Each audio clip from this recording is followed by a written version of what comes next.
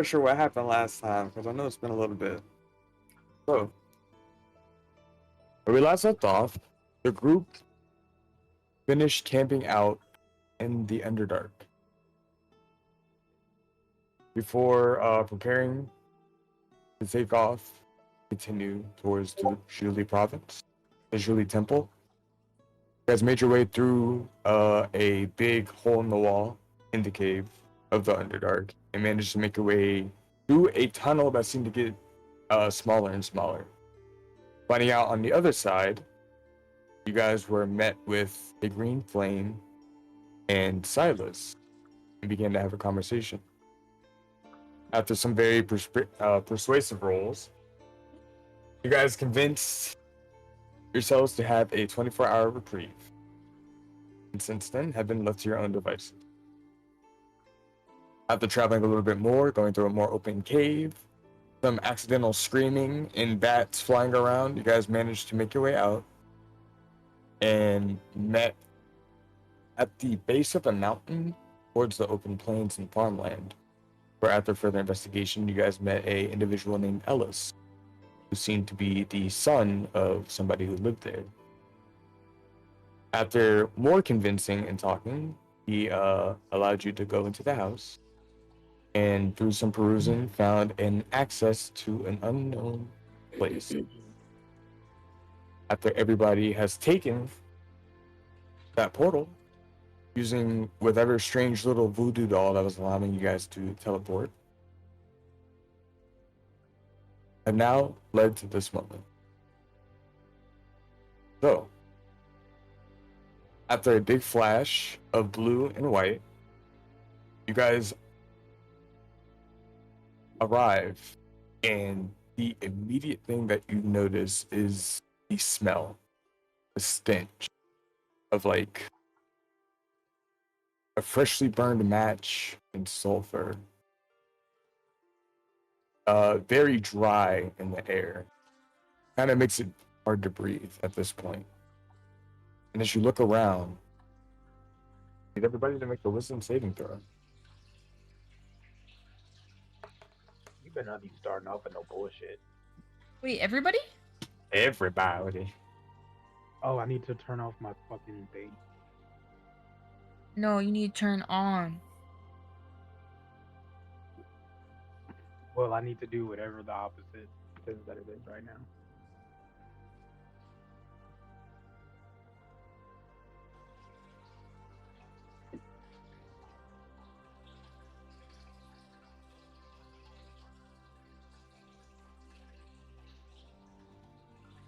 All right. So, What I roll? rolled a natural 20, it looks like. Oh, 14 plus 6. Let's see. So, at this point, with the flash of blue and white light, you guys arrive and look around and see that the area feels like a desert, but not a natural desert. The wind is very, very stale, not moving. The dirt is very loose on your feet and feels like it is crumbling with every step that you take. Looking, you guys are on top of a stone pedestal that looks to have been there for who knows how many years, old and worn down. Off in the distance, there is very dark gray and black clouds in the air with lightning rumbling. The sky seems to be pitch black. Can't tell if it's night or day here. Everything feels out of place, for a lack of a better term. But for Avada, this feels like home. As you guys look around and take in the scenery, the immediate thing that sticks out to you all is looking down at the dirt. There are footprints to be going deeper into this desert from the pedestal that you guys are stepping on.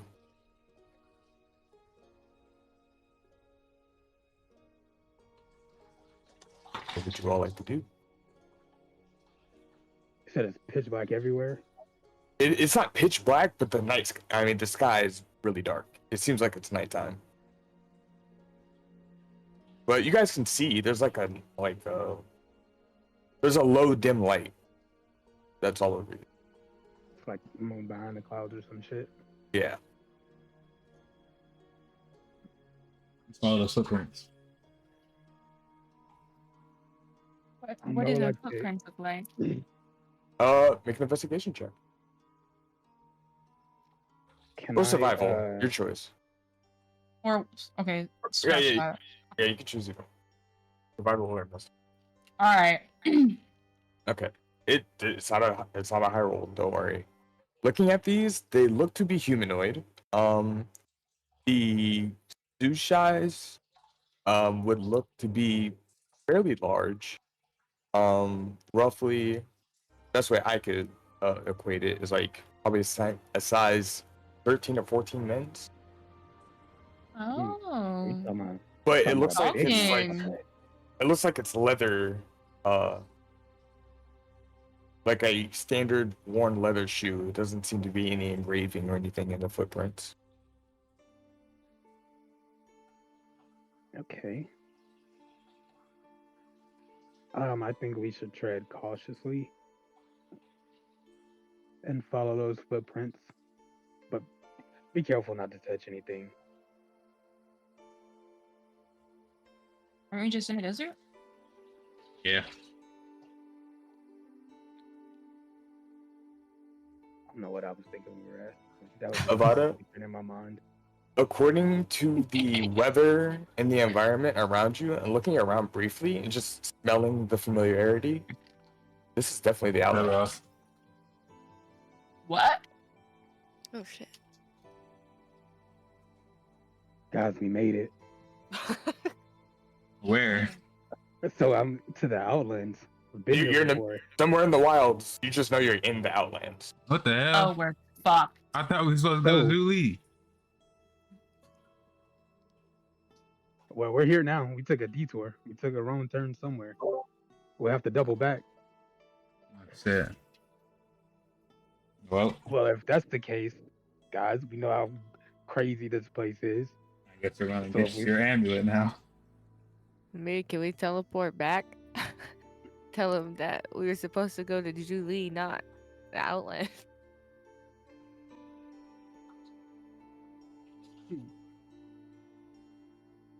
Do we? Hey, you Nah. look back at the stone. I mean, it looks like the teleportation circle's still there. You don't know if it's active or not. Maybe we didn't do it right. How did we teleport? We used that voodoo doll? It was a voodoo doll that looked like a tiefling of some kind that you guys have never seen before. Actually, you guys have seen the statue of it. You guys were crossing the lake. Hmm. Oh, so it's one of the thingies. Seems to have some import.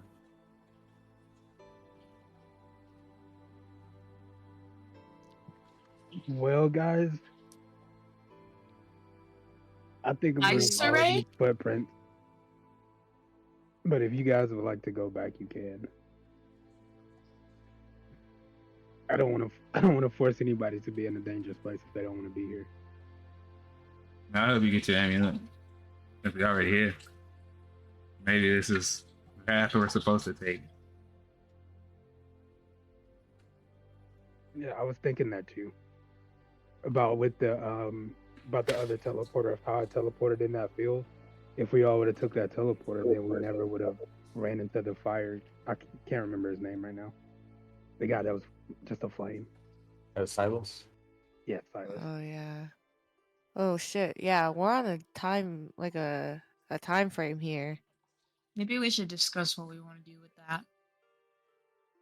Cause we said we're gonna work for him, right? Unless maybe we thought that we I were said gonna no meet such someone thing. in the pyramids.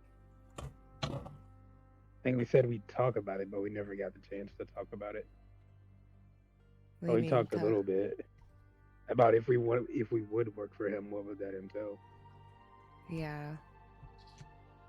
Well, I thought we were trying to go to Julie though to meet like somebody in Julie to see first if we find something there, and yeah. then we'd have like a better idea if we actually want to like go work for him or not.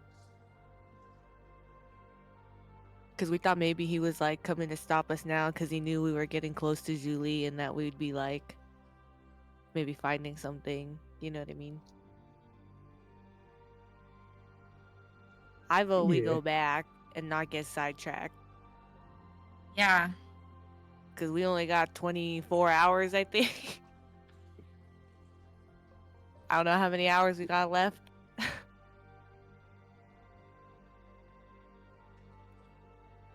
If memory serves you guys right, you guys are looking to find a way to the Julie Temple, but the person who would know, what was it, Eric, the son, said that she was at work right now. You guys decided to follow. Yeah. So that Oh, means we So would we went through have the to do. teleporter because we were trying to find the one Yeah. at work. the Mhm. mom, yeah. Oh, the mom works in the Outlands? Well, I thought He he said said that she she works works in in Julie. Julie. Maybe Yeah. he doesn't know what she really Maybe we does. grabbed the wrong thing. Yeah, I feel like we didn't teleport We to the gotta go right back. place. He can't be here. Because he said his mom works in the temple. Unless he tricked us on purpose. I don't think so. I feel like, well, fuck, really? Was he a Maybe tiefling? did. Here's a dwarf. No, he was a dwarf. Oh, okay.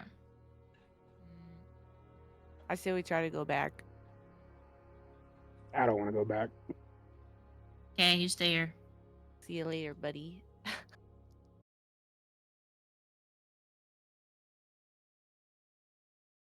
Word spell, I don't think. I don't. I don't thought I learn that did. until a higher level.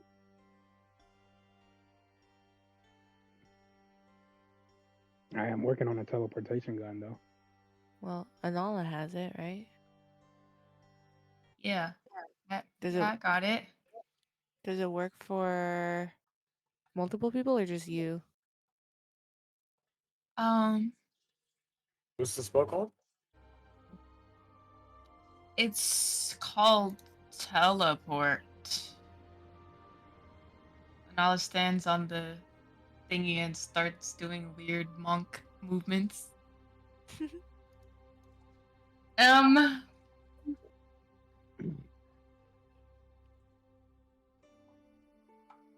It's called teleport? Yeah. Is it actually called teleport? It's actually not on my spell list, but I'm trying to learn it. The teleport spell is a 7th level spell. What? So you saying we're stuck here? That's as far as your Arcana check. That's what that tells you. God damn It's it. like the narrator is Wait. trying to Oh wait, Wait. what about What level are you? Well, spell levels and actual levels are different. Oh yeah, you're right. And you don't even cast spells, and you know that.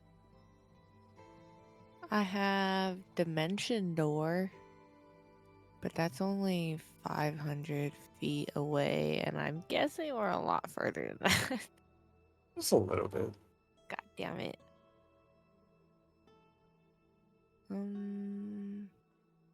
Well, guess we gotta follow these footsteps. That's crazy. Oh my fucking god, bro. We shouldn't have all went. Some of us should have stayed back. If we would have, They would have still been stuck here. yeah, then nobody would have been able to get back anyway. Maybe we could have found something. That guy probably didn't know anything. Stupid Ellis. He doesn't know jack shit.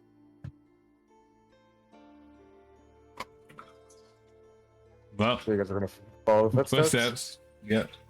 Yep. All right. So with your options all out, you guys decide to follow the footsteps and see what's ahead. As you guys trek on, you notice that the environment still dark in its nature.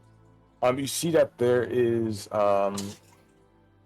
very big boulders that kind of protrude, very spread out throughout the land that you guys are looking around. It looks very worn to time and to weather. You're not entirely sure if they were put there on purpose or if they're just rocks that got moved eventually. But as you continue and follow the footsteps, you see that it becomes less of a desert and more of a lightly wooded area. But instead of your normal trees seem to be black and rotted. They tend to slope over slightly. Yeah, there's a slight fog that begins to fill the air. You guys walk deeper and deeper. As you guys are looking, you guys make about a mile in. And as your surroundings become more woodland, you look and see that the footsteps transform into paw prints. Mm. And these paw prints seem to be about a foot long. Oh shit. Can we tell like what kind of animal it is? Make a That's survival check. that's pretty much the same. It's What? already at size 13. Survival. Survival. Right.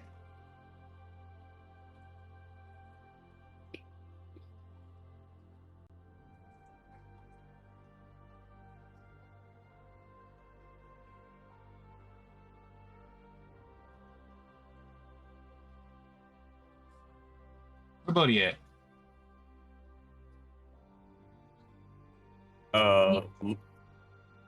Buddy is with you guys, I'm pretty sure. Tut. What's up? Bodie survival check.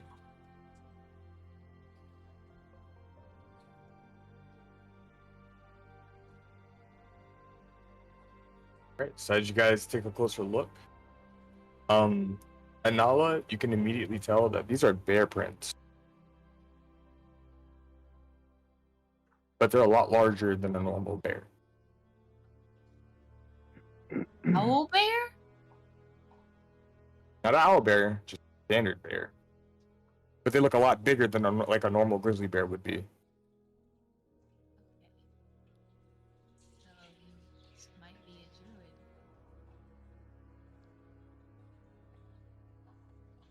As you guys continue deeper, you guys start to be a little bit covered with the trees at this point. But off in the distance, you can hear sound of rustling dirt and rubble ahead of you.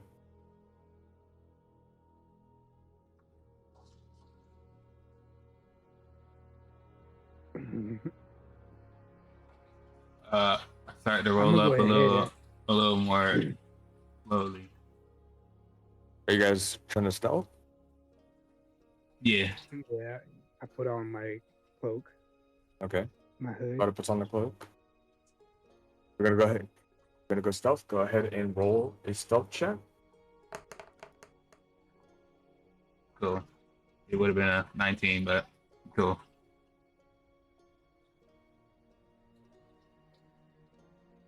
As you guys begin to lie low and creep a little bit further, you guys notice that up ahead, you see just in the spaces of the trees, a large bear with bones protruding out of its back.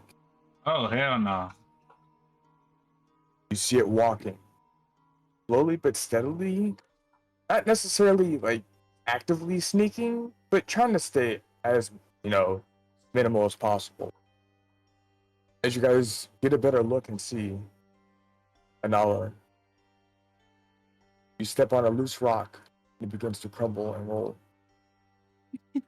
And you see an ear of a bear begin to twitch. Yikes.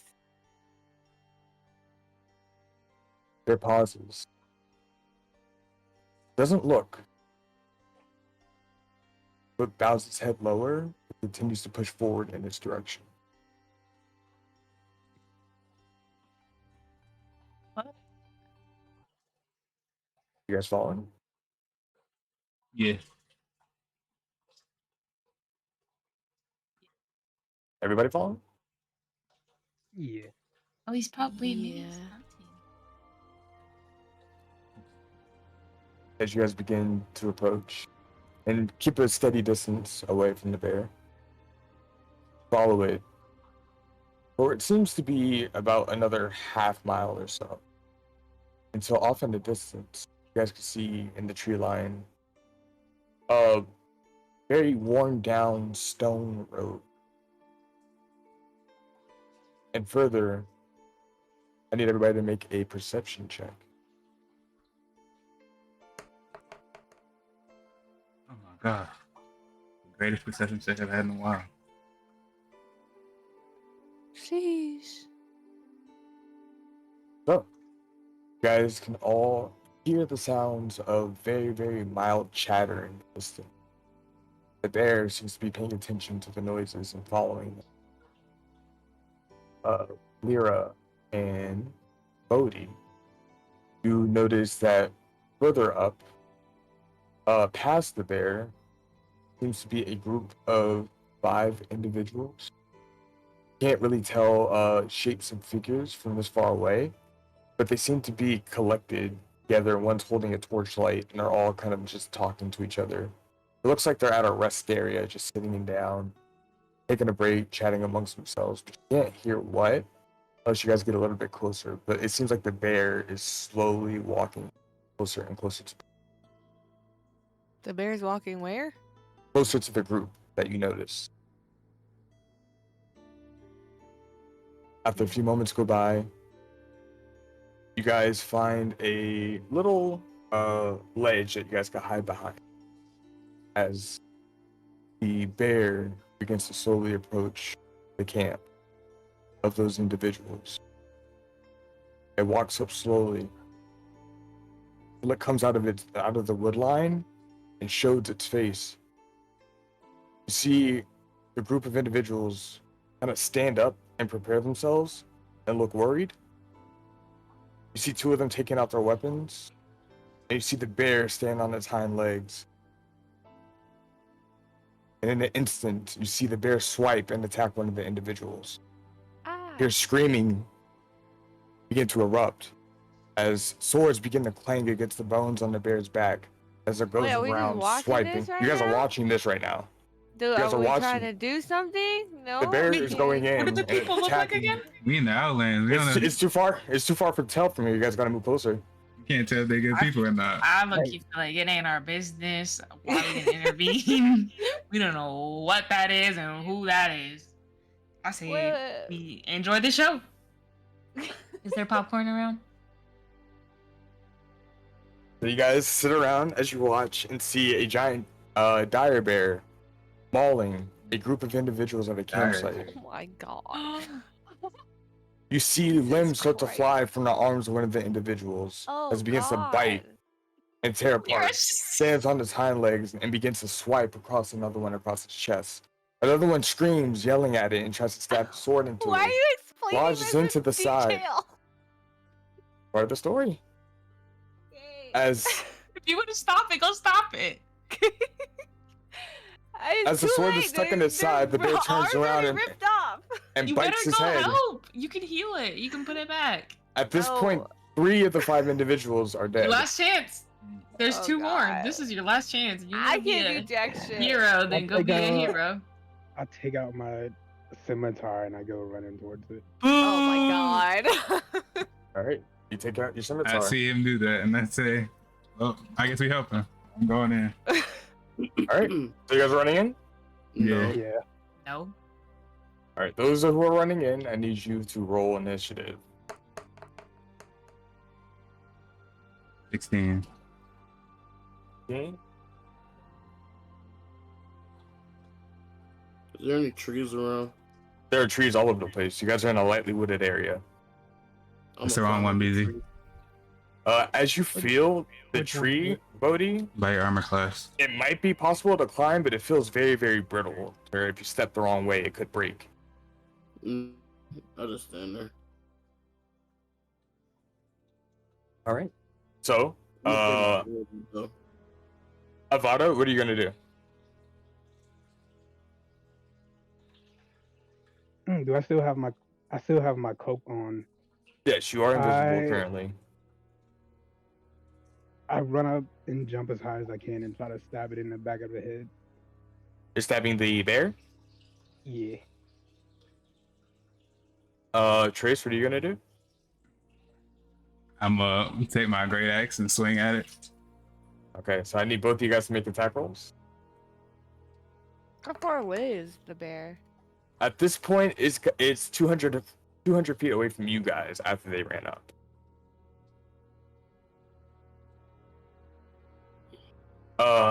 So Trace, that hits. Go ahead and roll your damage. Avada, that misses.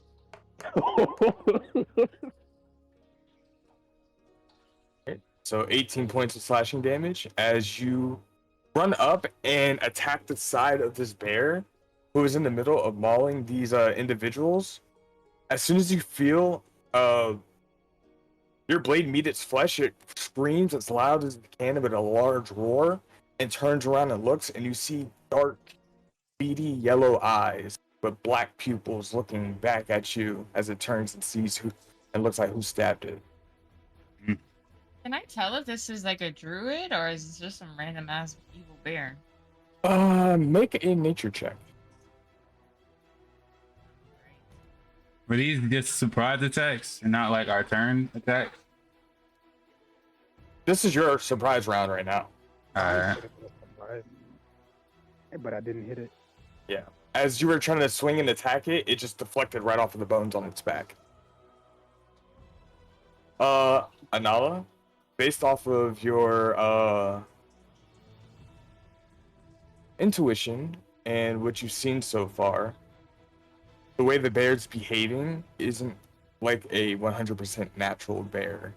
It has its tendencies, but it looks like it's on a specific path. It looks like it knows what it's doing and it has a plan. It seems like it's very human in its thought process. Maybe we shouldn't kill this. Can I run up and cast command? You can next round, Yeah, okay. but at this point, After the W keys. the bear drops the head that was in its mouth. And from this close, as you guys can see, the individuals seem to be wearing like metal armor, but not like suited, like fully decked out suited armor, just like metal shoulder pads and like a metal chest brace. They seem to have been camping here for some time. Not entirely sure what they were doing, but they kind of look like mercenaries or something, as far as you guys can tell, just off of a quick glance. As the bear looks back at you, it roars directly in your face. I need Avada and Trace both to make wisdom saving throws. Fuck yeah. Finally.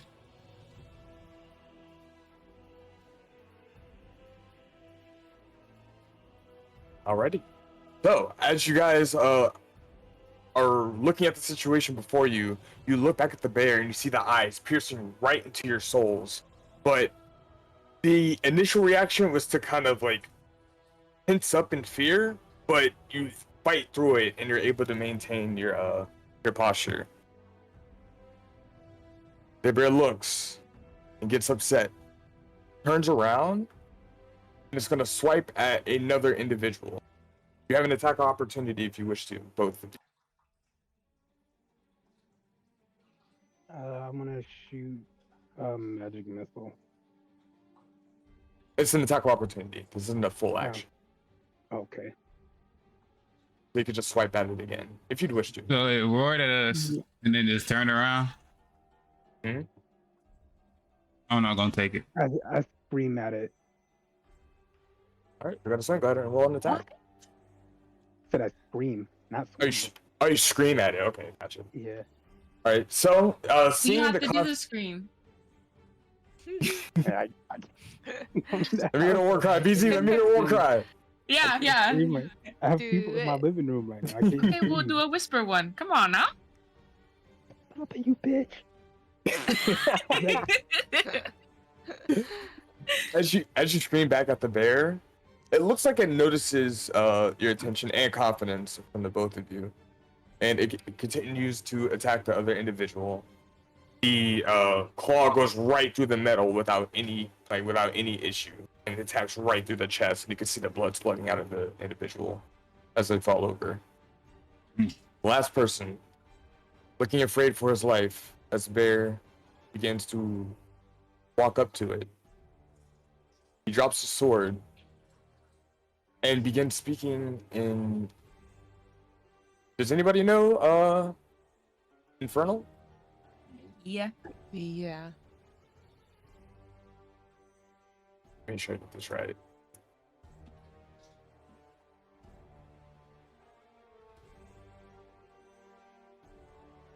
Okay, gotcha.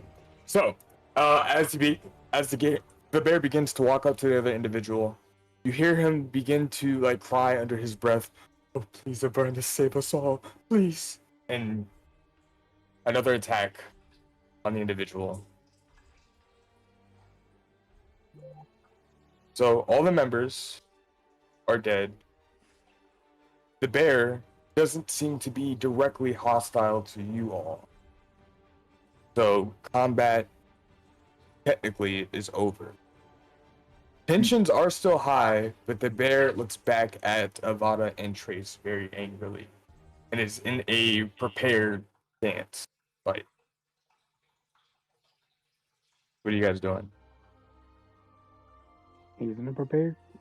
The bear looks like it's prepared to attack, but it's not lunging or anything. I stand there prepared. All right, Nah, and that's at this right up point, our Lyra, street. you're running up.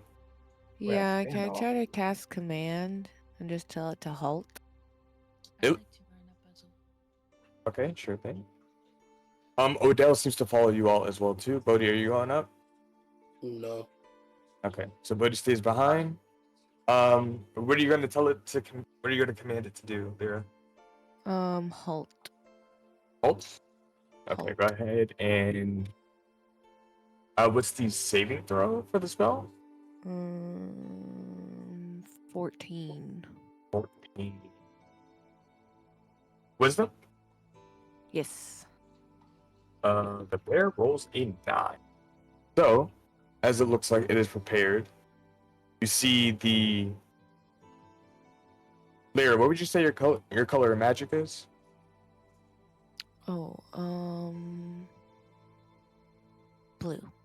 Blue. Okay, you see a slight blue tint haze over the bear's eyes as it stands still, non-threatening anymore. As Lyra and Anala both approach, When she casts followed by that, Odell, it's like saying a word. you're telling it to do one word. Like, so we can hear her say that. Mhm. Oh, and she does it. I want to go over to one of the dead people. Roll an investigation check if we're gonna go search through them. Do keep in mind, I believe the command spell only lasts 1 round. 6 seconds.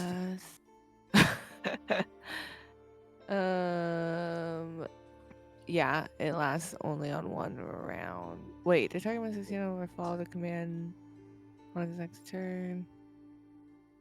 On its next I don't turn. know, actually. Duration, amateur. instantaneous. But Am I still 200 feet away? yeah, but you can make it there pretty easily. Yeah, I think Alright, it's just for a yeah. turn, amateur. Yeah. I want to So be 100. I want to be Maybe I should- 110 feet away. okay, gotcha. You can move up close to that easily. So as you begin to walk over towards the bodies, 6 seconds later, the spell does fade and end, and the bear approaches Trace, and it looks like it's trying to maintain its territory. It looks like you're invading. I Trace. stop. From where I am, can I see like a symbol on the armor?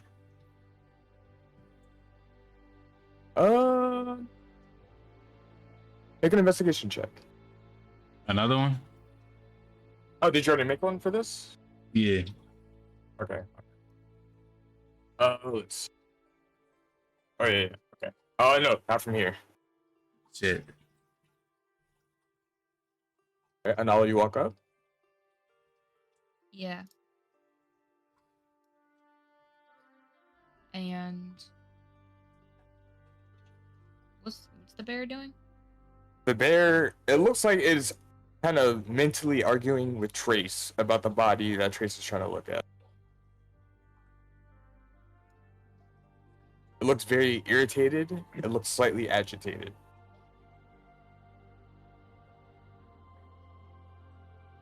Okay. Anala says to the bear, Mr. Bear, I can't help but notice, are you maybe a druid? And as you speak up, the eyes that were once targeted on Trace look over and look at Anala. And for a split second, Anala, you swear that there was a look of worry on the bear's face as it looked at you. Worry. And in a moment, it backs off. And you see Trace directly in front of you, the bones on the back of the bear begin to go back inside of its body. The fur begins to become more and more bald as the bear begins to take shape and transform back into a humanoid figure. And as you guys look, you see that there is a tall, roughly 6'3", 6'4", very toned, Oh! light brown-skinned woman, very muscular, that appears from the shape of the bear. Mrs. see- Bear. She's wearing leathers that are slightly loose on her, but yet the straps that are wrapped around her arms and legs kind of like tie around and slightly hide the muscles that she has. There are scars on every little like window of open skin that you can see. There are just scars that are just all over her Oh, body. she's battle hardened. And as you look, she looks back and she runs up to you, Anala. Oh, God. Her eyes look very, very worried. She goes, "You smell just like her." Like who? I thought you were all dead. Who? You're kind. The Lavakin are alive? Well, I wouldn't say that. But you are alive. Yeah. She kind of looks a little lost in thought for half a second. And then you hear her whisper under her breath, "The inquisitive ones will arrive at an untimely manner. Never wrong." And you see her kind of regain herself and stand back up and look around at everyone. Goes, "What are you all doing here?" And while she asks, she turns around and starts walking towards all the bodies that she just killed. You got I'm gonna teleported walk here. up to the group. Okay. You jog up. At this point, everybody has collected together. It looks like she's not paying attention to you guys directly, but she's walking around and checking the bodies of all these people. Ask her what she's checking for. I'll tell you if I find it. I asked my question first. We got teleported here. How about we start with names? What's your name? You. She kind of breaks her attention and goes back to you and Allah. I need to know your name. Christina. What's your name? Wasn't the name that was told me. Wait, what? Christina. Yeah.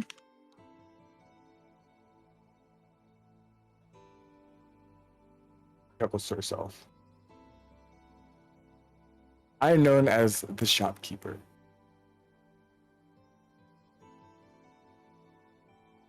And as she reaches into one of the armor plates of the individual, she finds a letter.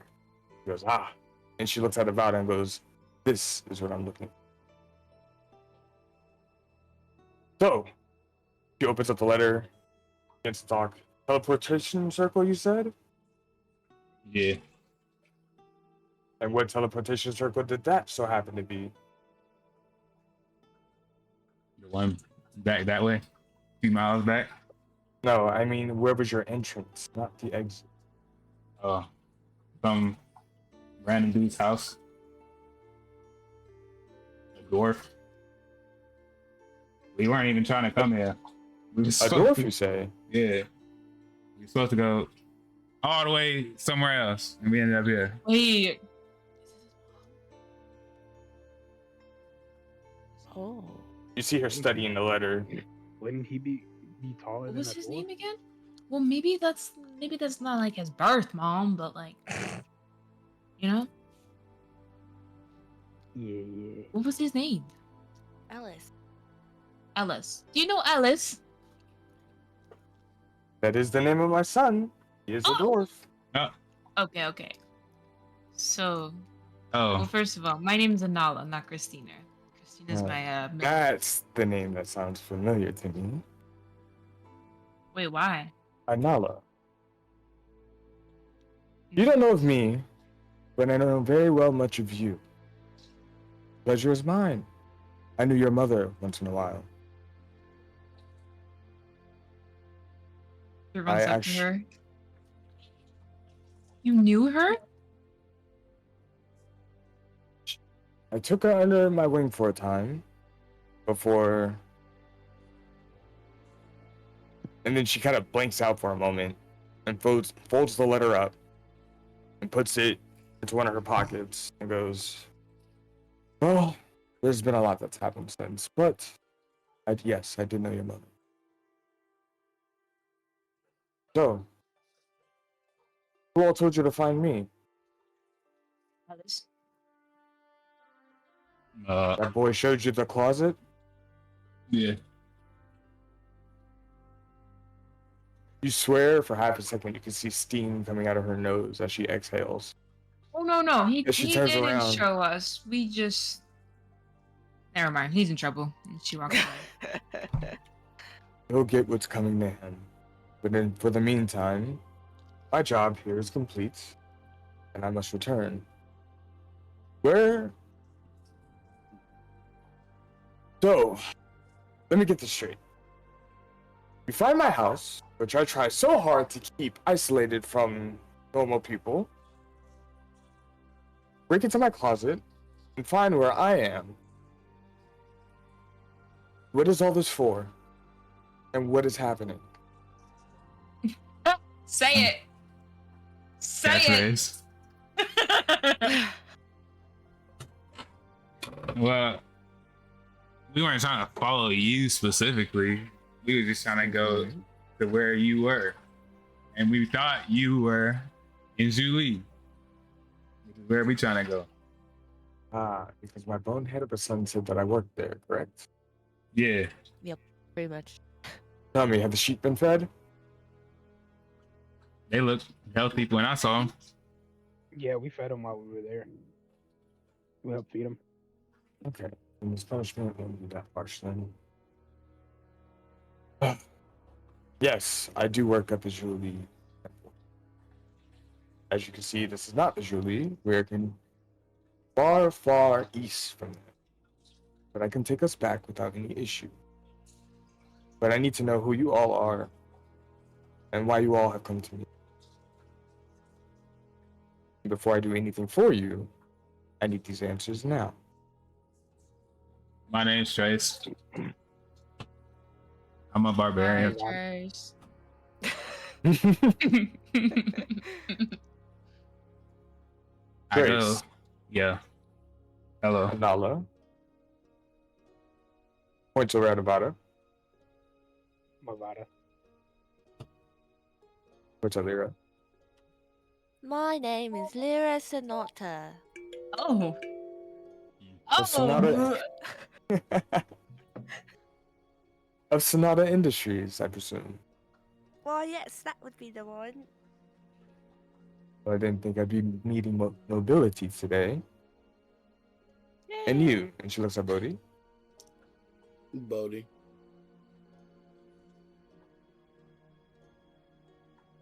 That's it? That's all you got for No. her? That's it? Nope. That's my name. That's what she has. And Bodhi of the Lost Zuli. she kind of smirks for a second, looks and goes towards Bodhi and says, "Are you visiting Julie for the monastery?"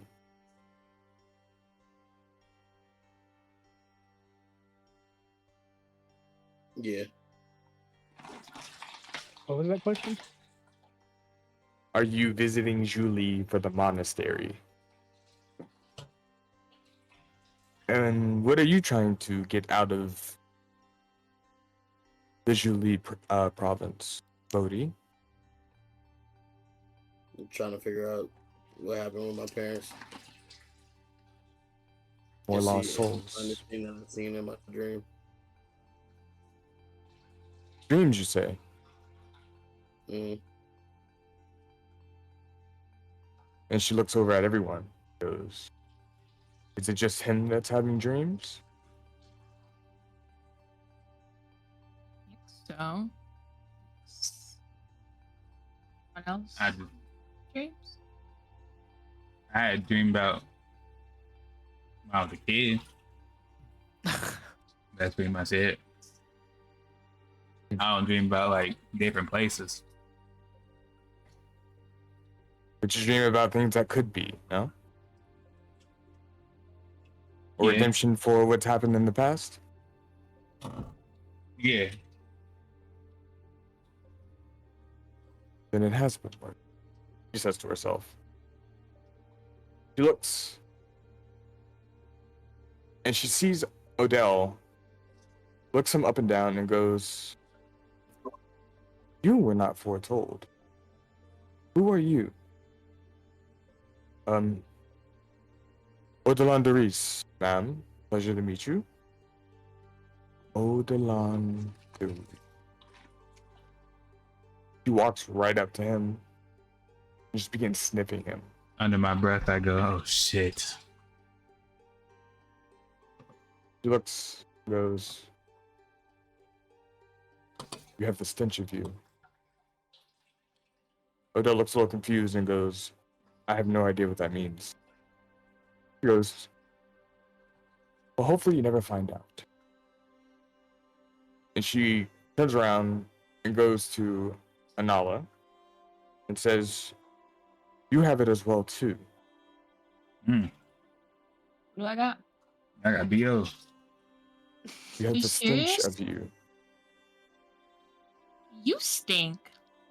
That's not what she said. Trace, shut up. What I stink of is perspiration and body odor. What you stink of is corruption. Oh, Oh, Oh! even worse. Is she flaming me right now? Just be careful. Kind of must be. She walks and she says,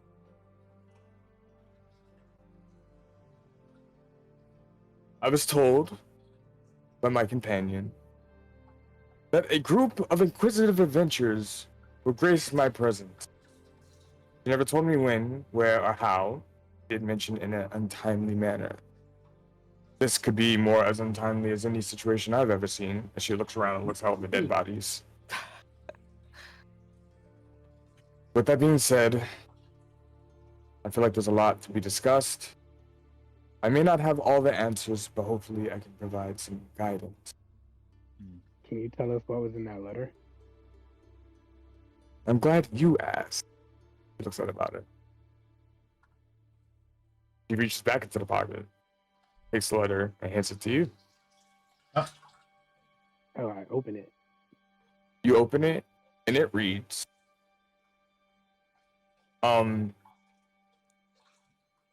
"Shipment of the package has just been completed. Hopefully everything goes smooth and we get our money in due time. They told us it was valuable, All I know is that it was shiny and red. And what was it? Can I ask her where was it shipped to? No, that's what the letter says. And you're asking her where was it shipped? Yeah.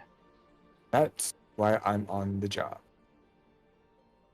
I'm more of the The eyes and ruby? ears of the Julie province. I'm hunting down this ruby. Oh, that's crazy.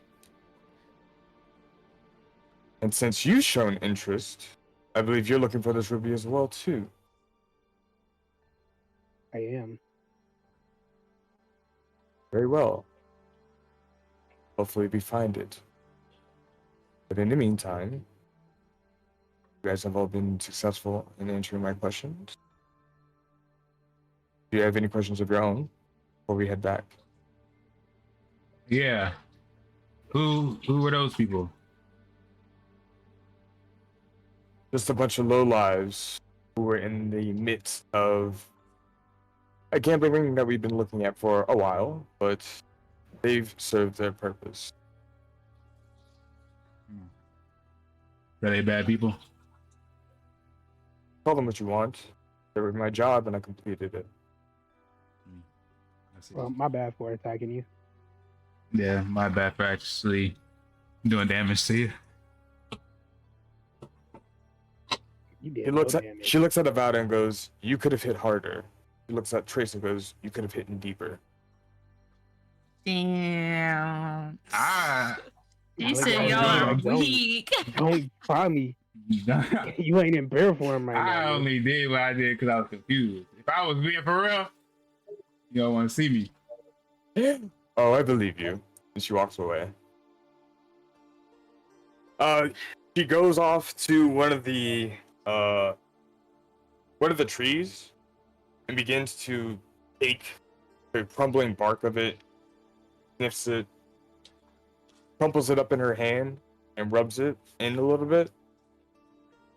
And then she walks over to a more open dirt area. And you see that she begins to draw different symbols and signs in the dirt. What is everybody else doing? Watching. Are you taking us with you? Oh, where are we? We're still there?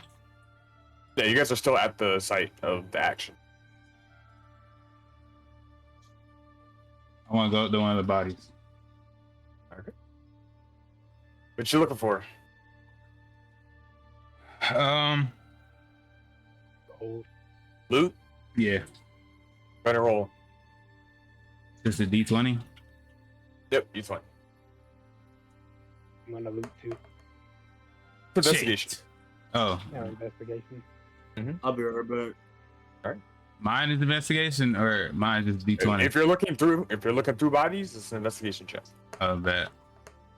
Great, even worse. Wait, All right. isn't there? What about the people that she didn't kill? No, there was 5 total. There are Yeah, 5 all of them. bodies.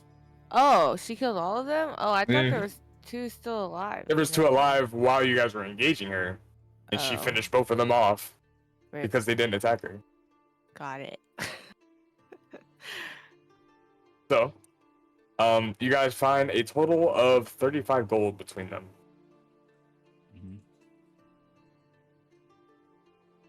So do that as you will.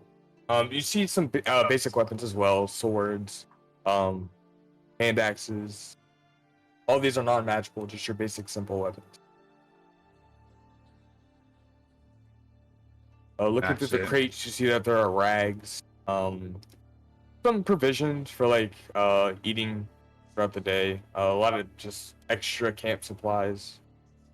Nothing of immediate importance, but you do see another 50-foot rope. I was just about to ask. I want to get that.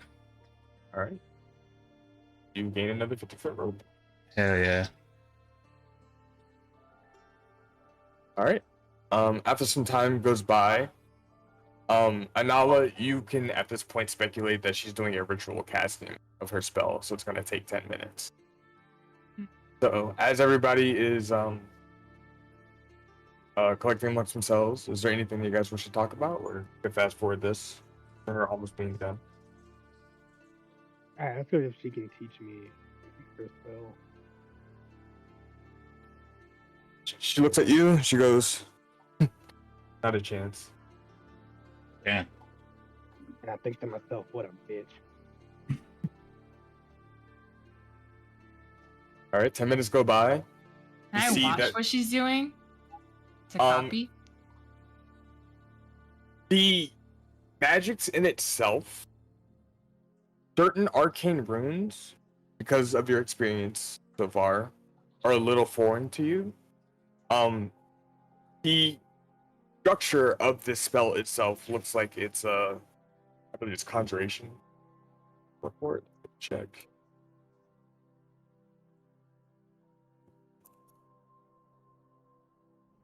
Yep.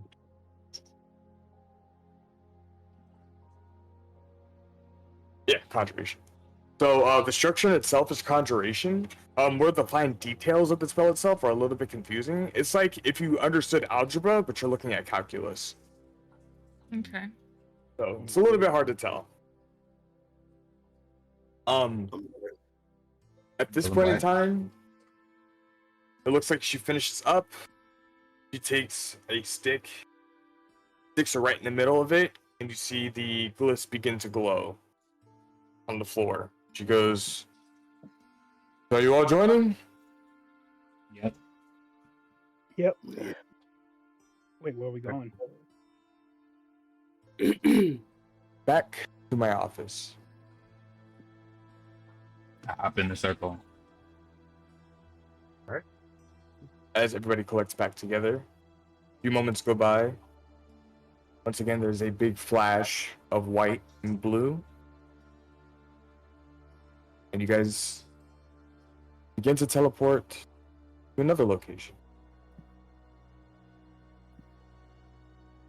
After a few moments, the sudden rush to the head, and then your stomach dropping and coming back into place.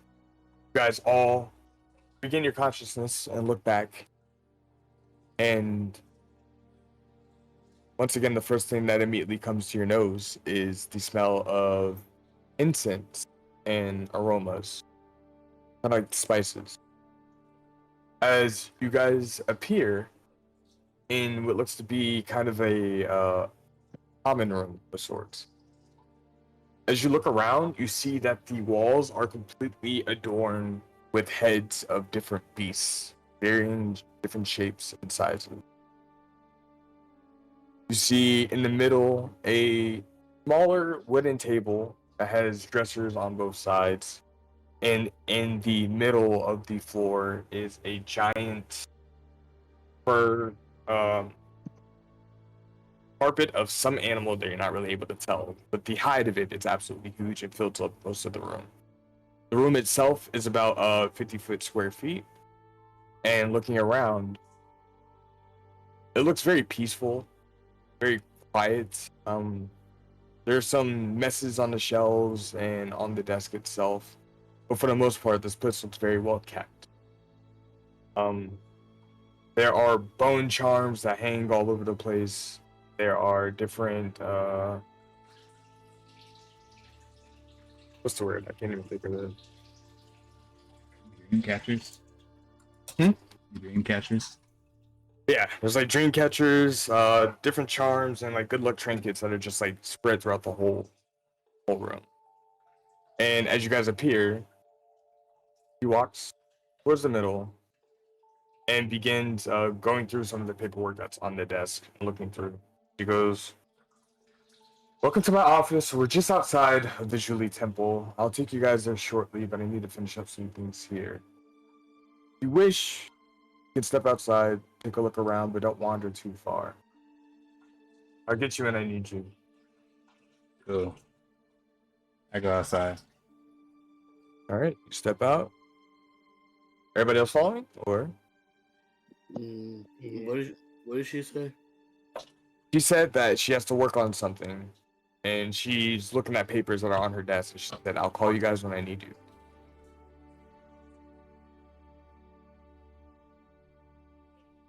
I just sit down.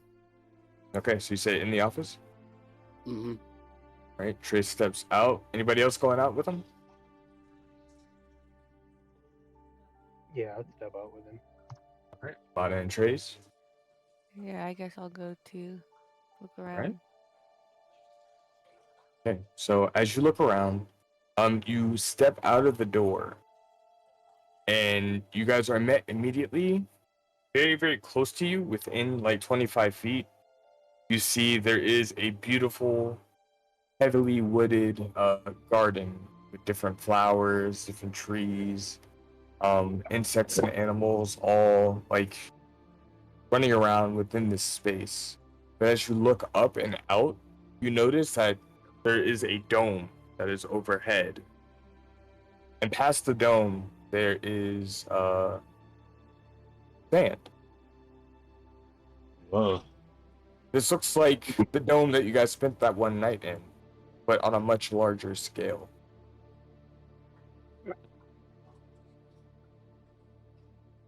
So, as you sit down, you see that the shopkeep begins to file, or go through her files and pick up a few things. And as you see, she goes over to her shelf, takes a handful of things, and puts them in different pockets on her person. Turns around, Bodhi, and goes, "Just you?" Seems that way, yeah. Fair enough. No travel, not the adventuring type. Wait, I didn't hear what you said. What you said? Not the adventuring type. No, I am. I just have some questions for you. And what questions are those? I take out my book that I got. Hmm? So, in my book, there was something that said something about one man rebuild and revitalize society and all types of stuff like that. I don't know if it's my parents or not, but I'm trying to figure out like what happened to them, and I was trying to see if you knew anything or if that might ring some bells. You see a look of concern flash on her face before she takes a few steps towards you. Says, "There's a lot that people are willing to give, and a lot that people are willing to sacrifice for the things they believe in and for the ones that they care about. You will find the answer to this very shortly, but I introduce you to my companion. I apologize for what the truth brings to you."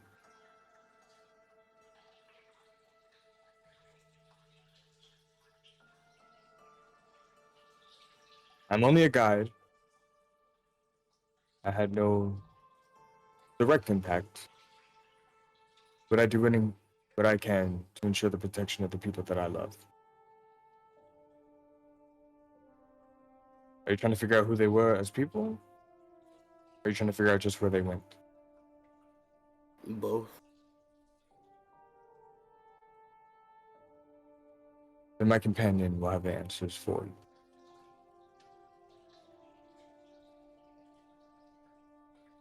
When do I Very well. meet him? Very soon, heading in the right direction. And she begins to walk towards the door. She walked out. You said She's starting to walk out. before you go. I have one more question.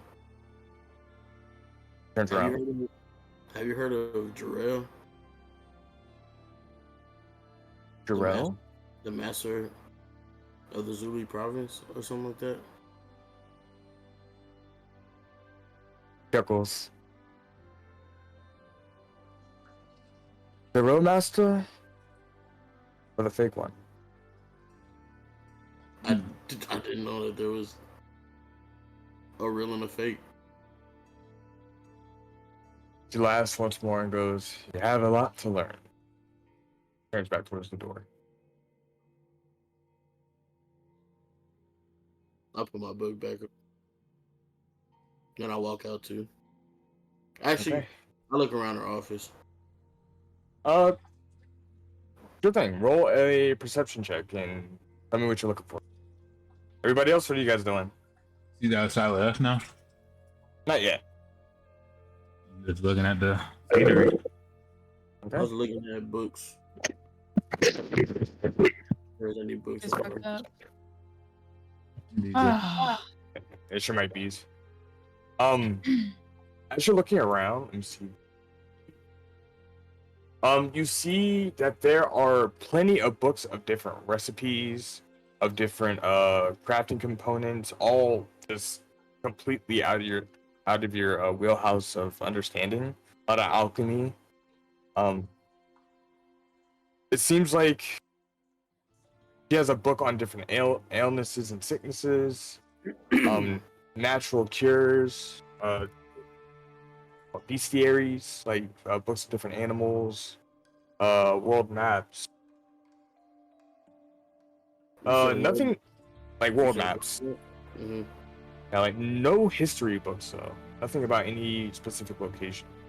Is there any books on like smithing tools? Smithing? No, unfortunately not.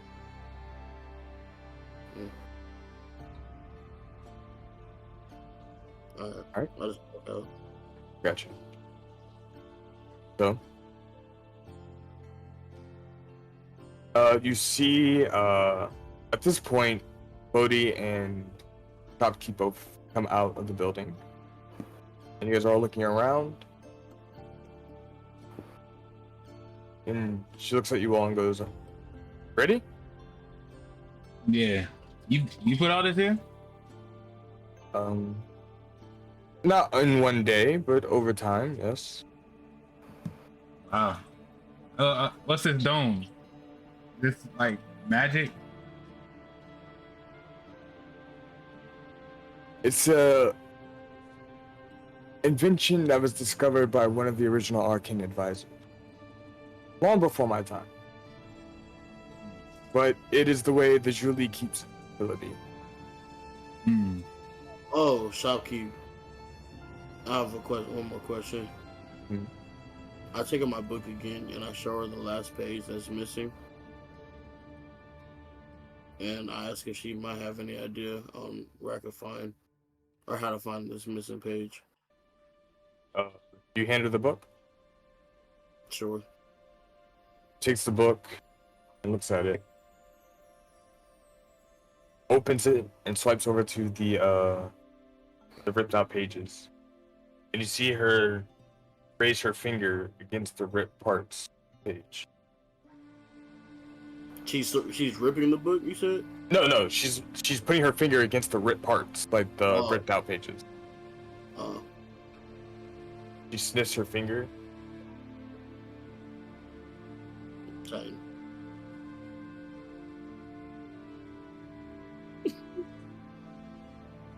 But I had asked. And does I believe I know where you can find them. Oh. Where? We're on the way. Okay. And she gives you the book back. And she takes something out of one of her pockets. And you can see it is a small sphere that has mechanical parts that wrap around it. Arcane glyphs Oh shit. that seem to be etched on the metal band of the sphere. What is that? As you see, I seen have it you seen this before. before? Yeah. And where have you seen it from? We had one in our possession a while ago, but we gave it off because we didn't know it. Well, we didn't really know what it was. But we didn't know. Yeah, we didn't know what it was. What is it? There was one outside of the Julie province.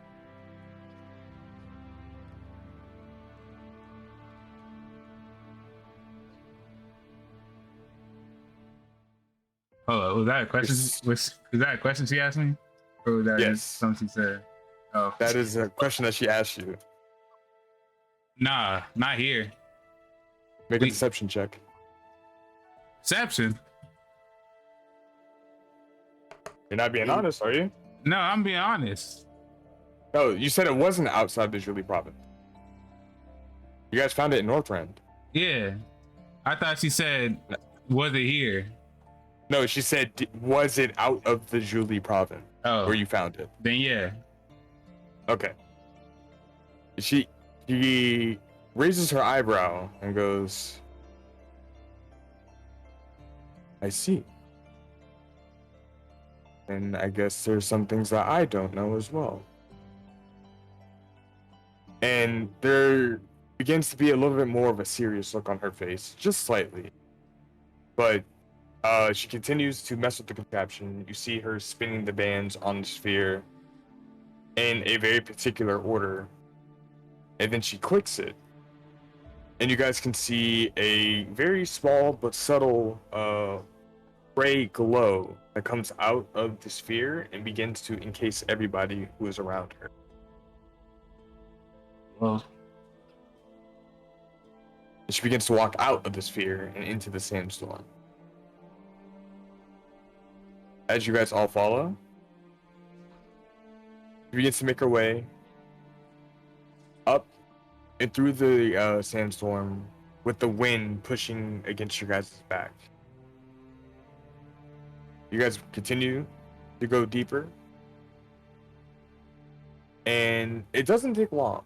About 20 minutes go by. And you guys are met with, just on the horizon, the top of a dome. But this dome seems to be larger than all the other domes that you guys have seen so far. And as you walk over the hill and look down, you see a perfect looking oasis. Water running through the middle, green, luscious vegetation, surrounded by a beach. This beach with beautiful, glistening water.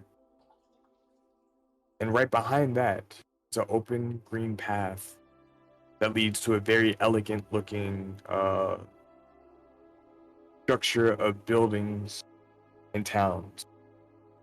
And the one thing that sticks over all of this, in the dome, are 3 pyramids that seem to be structured on top of a mountain that encases this entire city. That's exactly what I saw in my dream.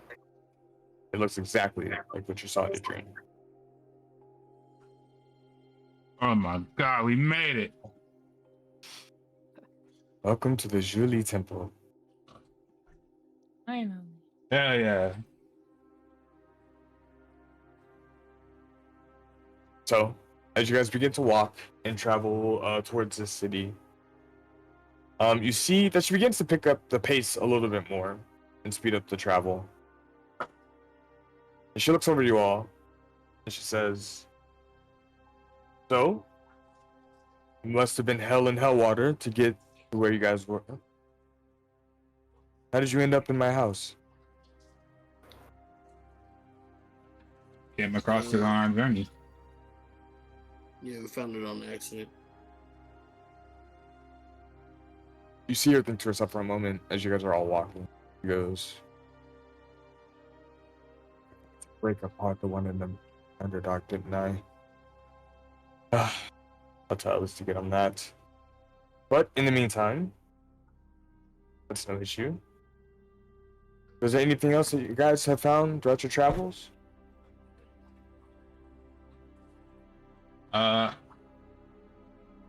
We found. Hey, can I make an insight check on her real quick? Yeah, go ahead and roll. We found the dome. Not like your dome. It was like A lot smaller? yeah. It's like we could think of something and say it, and it would pop up. But it'd only be in the dome. Did you sleep well? Hell yeah! I've called in a whole bed. Then I'm glad my work can be of service. Oh, you made that? One of the few. Wow. And then as you guys are walking towards the city, she points and you see just on the outskirts of the big dome, you see tiny, smaller little bubbles that are spread around the giant dome. She goes, for people who want to live a bit more isolated. but the ones near the entrance of the province are for those who are just passing through. Hmm. Can I ask you, That thing was amazing. who are you exactly?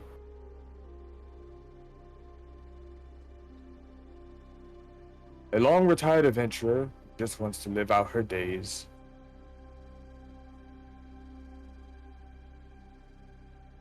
Were you around during the Great War? Maybe, maybe not. Why do you ask? No, go ahead, Trey.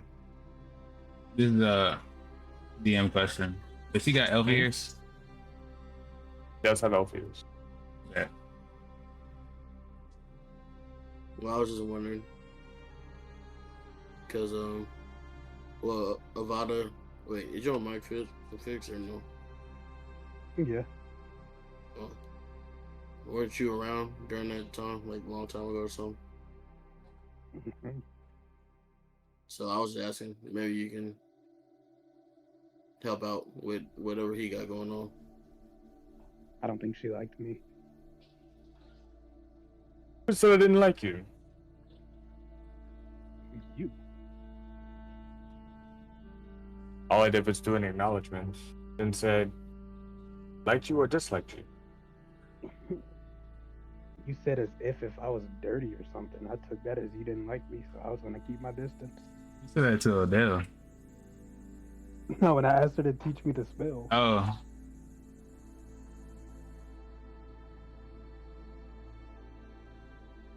Well, if you're curious, I have seen my time in war. That wasn't obvious or apparent enough.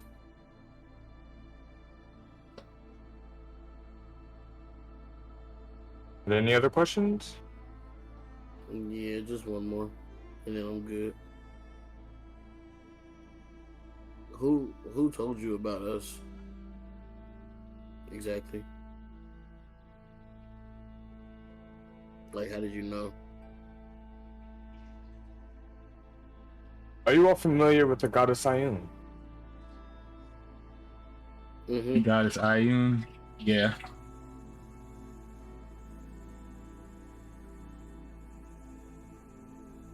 Yes. And you all are familiar with her story? Can you run it by me again?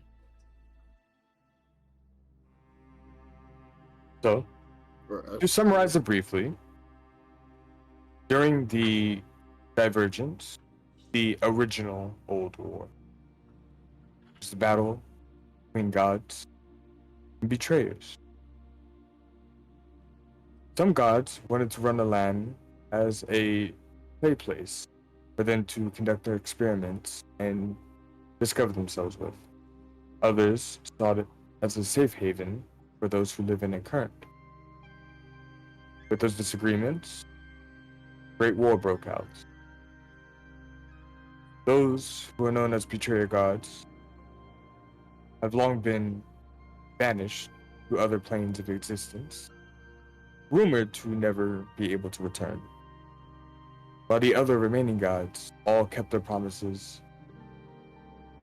and were instructed, they isolated from humankind. But we are allowed to grant them their graces. That is the original Old War, summed up very poorly. Now, there was another war afterwards. She kind of glances her head over at Avada. That was emergent afterwards for those followers of said gods who had their disagreements of the way the world works. Now, as you can see, the majority of the land is kept in its peaceful nature, while there's one very corrupted side of it. My personal business with the Julie Temple is to be a hunter for them. Identify and get rid of any things that could cause any issues, all problems. What god did you say this was? Ayun. Ayun. Ioun. Okay. It's also on the Yeah, Lantel front sheet. yeah, I'm looking at it now.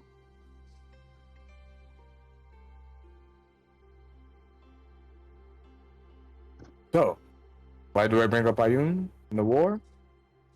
There are many things that have came out because of the tales that have unraveled within the war. One of those being a champion of the goddess Ioun, fighting in the original war. Being heavily injured, Ioun ended up sacrificing part of herself to save his companion and to allow the rest of the gods to win the war.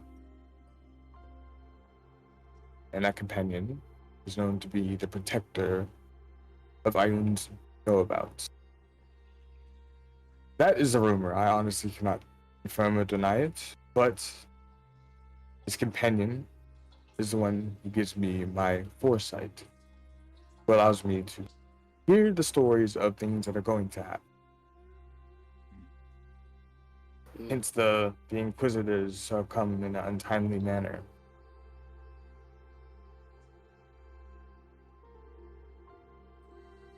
I understand.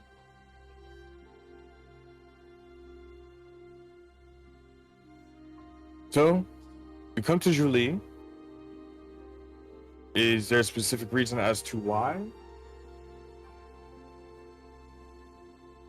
Yeah, everybody got their little things they trying to do with it.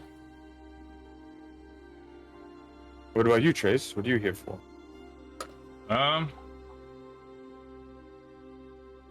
here to help my crew.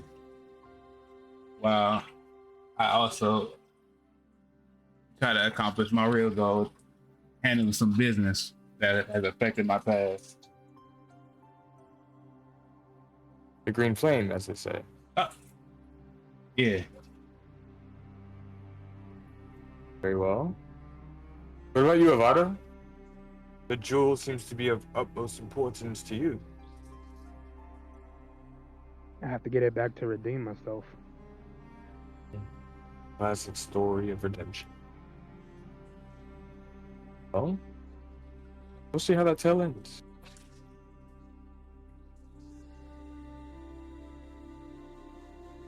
Lyra. Huh? I don't suppose you're just traveling the land with a merry band for your performance. What are you doing? Oh, you know. Oh, this book. Can I show her my book? You sure of the book? Yes. Okay. I'm trying to as- figure this out. Please help. As you handle the book, takes it and she looks at it, and her eyes get slightly big as she sees it and goes, "This book isn't supposed to exist." What do you mean? It contains records that should never have been written down. Oh. Oh. What? I think I Can know you how I can open get. it? I think I know how I can get it open for you. That'd be sick. But it's gonna involve asking a favor from a friend. So are you willing to trade a favor for a favor? What kind of favor are we talking about? It'll be called upon when requested. Okay, I guess. You see her kind of poke and prod at the lock that's on the book before handing it back to you. Very well. It's open? No, it's not open. She was just playing with it before giving it back. Oh. Thanks, lady. Remember the companion I mentioned? Yeah. Mm-hmm. Yeah. He may be able to help you open that book.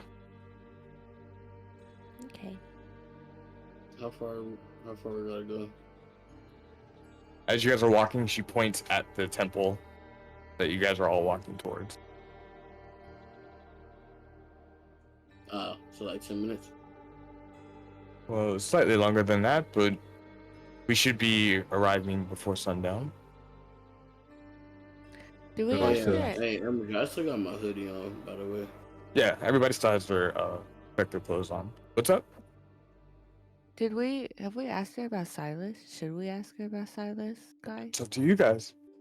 No, not yet, please. Not yet. Okay. No, not until we get to where we gotta go. So? What if Silas pops up before and separates us, and then we never get to ask? Yeah, We don't that's know what our why- timer.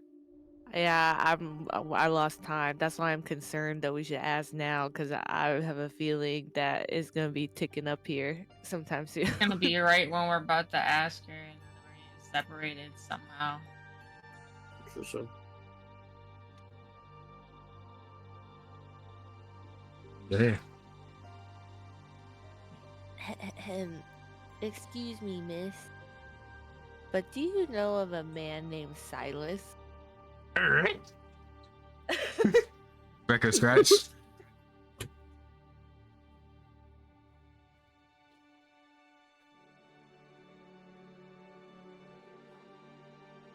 Hey, Is that- you silent? that yes? Like, Andrew, you being silent on purpose, or?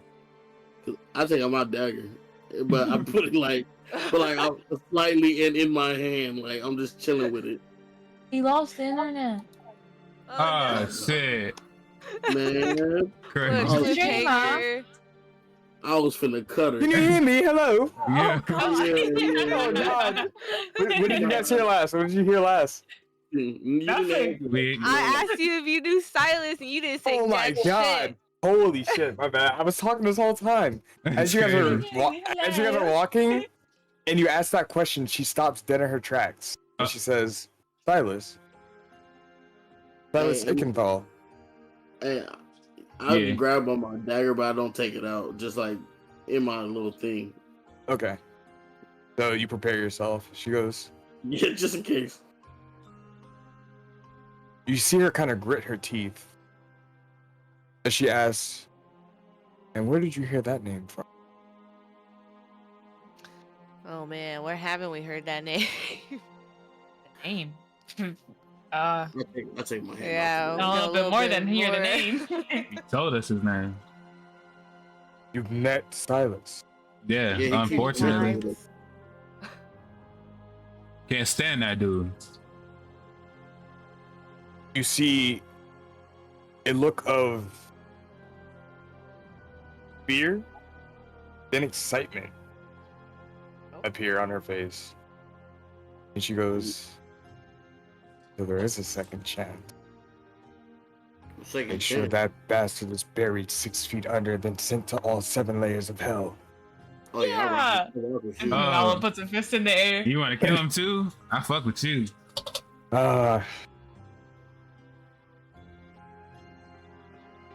She hesitates for a moment before continues to walk. And she goes, "That bastard's the reason for the second war." Fuck him. He's been known to do different experiments, practices, of all different types of magics and arts. Very elusive and very, very manipulative. What has he told you all? He just pulled up on us the other day, actually. He was in Green a Flame. green flame. He Yeah, wanted us we to got work about- with him. We had 24 hours to respond to him, and time's ticking. Oh, we don't okay, really know we're what's just gonna telling happen. her. As you guys are talking about this, you see that Odell's looking a little nervous, but I thought he was Hey. about to say, as you Hey, were talking Odell. about this, Silas pops up. Hey, matter of fact, Odell, come up here real quick. Because you're Oh. standing in the front. Whoa. I was for the vote. We say everything? Well, not everything, not everything. I was for the bad. more I know, the more I can possibly help. Oh yeah, hey, Trace has no point. She got ears. Oh. Wait, So she we still can't never really- said her name though. Yeah, we don't Huh? even know her name. She's just a shopkeeper or whatever. Well, wait, lady, Why is your son a dwarf? ma'am, are you Silas? Answer one question at a time. No, I'm not Silas. Can I roll insight? My son's a dwarf because he's adopted. Is there a problem with adoption?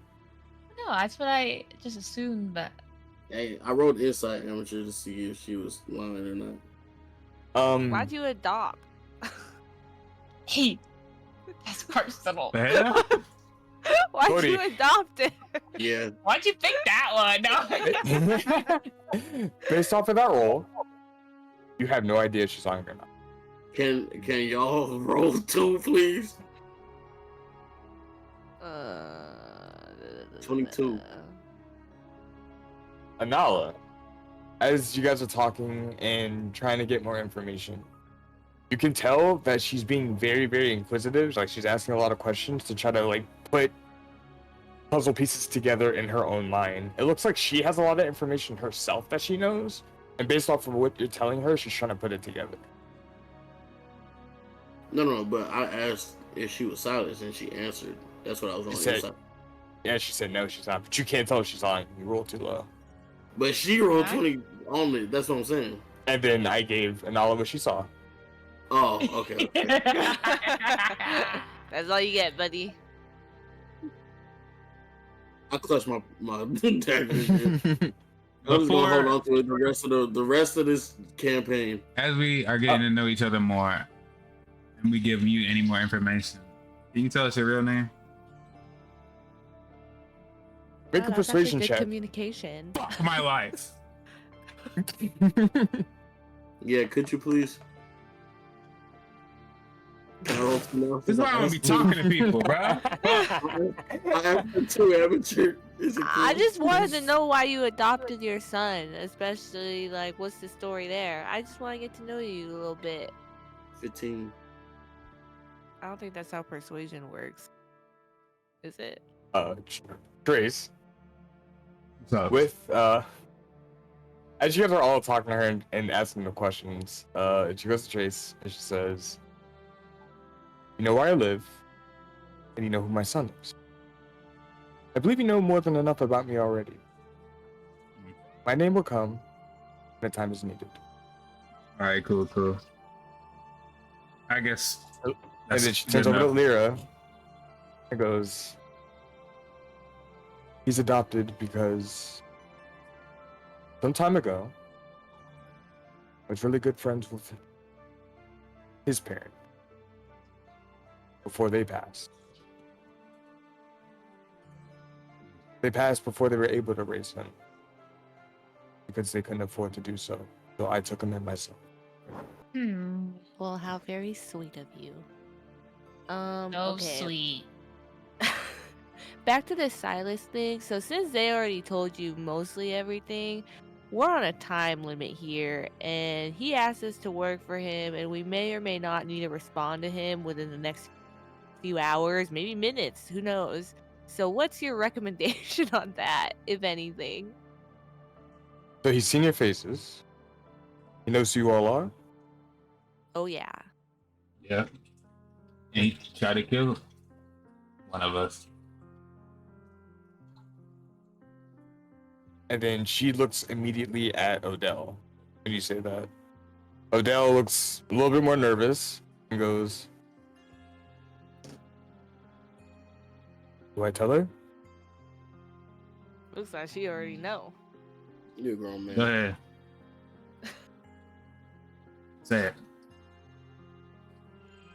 "I believe you know who Usikose is already, correct?"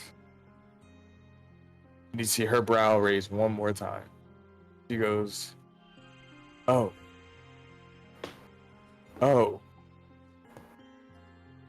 This was a lot bigger than we initially thought.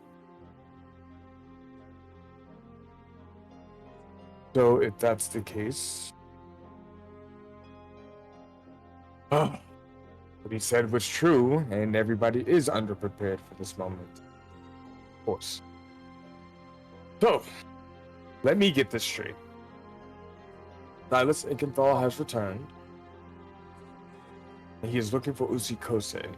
My only assumption is that he intends to bring Usikose back. Yep. Usikose, those who don't know, as she looks around at you all, one of the offspring of the goddess. I gotta make sure I get this right. Steven! Jesus fucking Christ.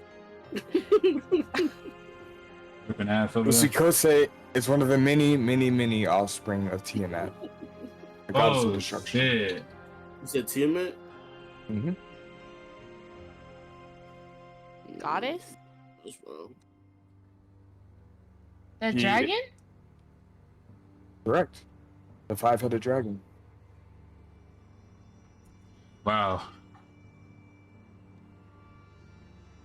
Of I'm pretty sure I Usikose spelled involved. Usikose wrong. Can I get the spelling right? Because I spell it different every time I type it down. USI Oh, Hey, yeah. Okay. OSE. USIAOSE. USIKOSE. That's definitely not how I've been spelling that shit. I have never been close. Not once. I mean, you guys Wait. never actually heard the word fully until now, so. You've heard it in You've pa- been saying that. I've been sounding you've it heard it in out, and it passing looks and like everything. really stupid. I was like USE. I spelled it pretty much right, except for a U at the beginning.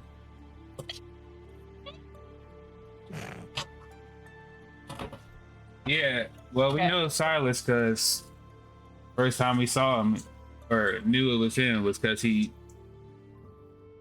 shot some beam at old boy over here, tried to kill him to release it. Start the summoning ritual. I look at Trace and I shake my head and say, We already So- established he was saying everything. Usikose lies within. He points at Odell. Oh, fuck. Odell slowly nods his head. She goes, "So that's the stench." Yes, and if he dies, so do all of us. Because he about to be out. I Kill see. it. And what did Silas tell you all? And we ain't He shit. wants us to work with him. Yeah, you said something about working for him? Yeah. He said Did he he- wants us to work for him. Did he say anything specifically, or did he just give you the option? I ain't gonna lie, I don't remember exactly what he said, so I'm gonna just relay all the information. It's whatever you remember. It's fine. Okay, that's all I remember. Okay. Unless somebody else remembers It's something. ask Trace. Um, Trace remembers everything to a T. What exactly did he say? Please don't fail me, Trace. I really rely on you for this. I really rely on you. We copy the notes on the homework, man. You got this. Come on. Don't worry, Trace. You got this. I rub his he said he's arm. trying to become powerful and overthrow the Yeah, current he powerful wanted to person. and he Obtain wants power to release- destroy who. Something about he wanted to obtain power to destroy who had power currently or has order currently. And then he just wants us to work for him. He didn't give So us stuff- the exact He thing. said that we would be compensated or like that we'd be taken care of. But then I also convinced him to pretty please give us a day before we would give him an answer. And he was pretty mad about that, but he gave it to us. Sounds like you guys slipped out of a trap.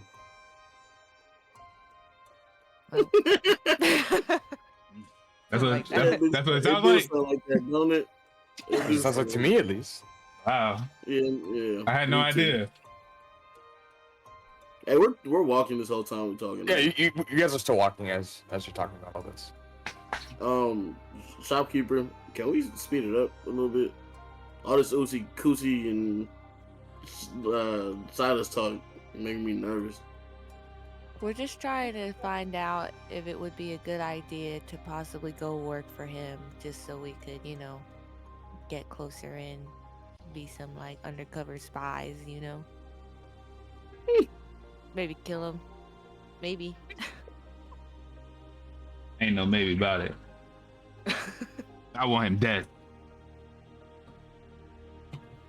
And then she kind of nods over to Trace and goes, I agree with him. More of a, they need to be hunted, they need to be hunted. I just get the job done.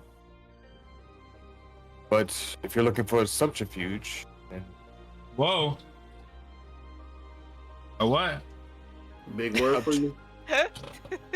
Spy, keep it on the low, sneak and infiltrate. If you're looking at, being sneaky about it, that's not what I do. Big word for you, Trace. Yeah. I know what that was. You got Well, I don't intelligence think of 10, bro. You gotta we're, keep it chill. Because you I don't can't think read. we're confident in our abilities to just I'm kill him playing. outright. That's why Please we're stop gonna go bullying this route. Trace. What are you gonna do about it? Not confident in your abilities? I mean, you've made it all the way to the province without dying. True. I'm confident in every ability that involves physical. All the other shit, I get at them. Yo, go punch Steven in the back of the head right now. Why? Why? Hold on. Hey, Trace. What's up? Trace. Can you spell whole? Punch him. Huh? Can you spell whole? Like in the ground? I hit him.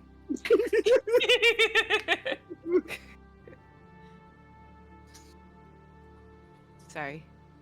What was Okay. that? Are you asking Titan? I mean, Titan, or are you asking Trace? That's Trace. And I said in the ground. You didn't say nothing. And then I laughed and I didn't answer. Just watching. Okay. Alright. Well, if you guys don't have any more questions, you guys take some time. And the trip does take around 2 hours for you to arrive at the entrance of the dome. At this point, does anybody need to go to the bathroom, take a break? Nope. Bathroom break? Yeah. Okay. Yeah, I'll go bathroom real quick. So we just now got to the entrance of the dome? Yep. Where was we walking 2 before hours. that? You guys were in the middle of the desert, walking in like a portable little bubble. Together. Oh, we was in the desert that whole time? You guys were in the desert. I thought we was walking to the city. Nope. I thought we were too. I forgot she did her arcane. So shit. basically the orb cast the thing to protect us. Mm-hmm. So Bijou, you there? Yeah.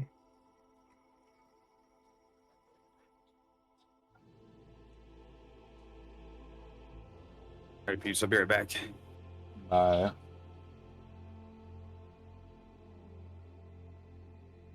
you think I should stab the lady? no, No, it's fine. I fuck with her. I'm just kidding. I wouldn't do that. I'm a romancer. You're a romancer. I'm gonna romance her. I've got to see this. You ain't even started yet. Cause we talking Or about have you? dire shit. Oh, y'all got something in common, huh? Because y'all both want them dead. I see your plan. I see what you're trying to do. In time. I'll wait for her to tell me her name. I'm gonna give you dap in game. Do you think, brother? I'm gonna look her dead in her eyes when she tells me. Oh, you know what I'm gonna start doing since they can hear? Okay, that's crazy. Since they can hear, everything, I'm gonna start writing notes, and I'm gonna just hand it. That way, the people that can like Odell and her don't know what we talking about. That. You can't whisper around them. Yeah. I think we have a quill, right? Inventories. Let me see.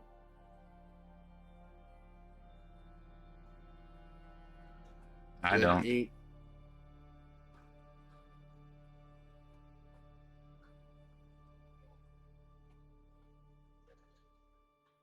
Yeah, I ain't got nothing to write with. Yeah, we do. We got ink. You got ink. And I have a quill too. I got a deck of playing cards. Oh. I know about that.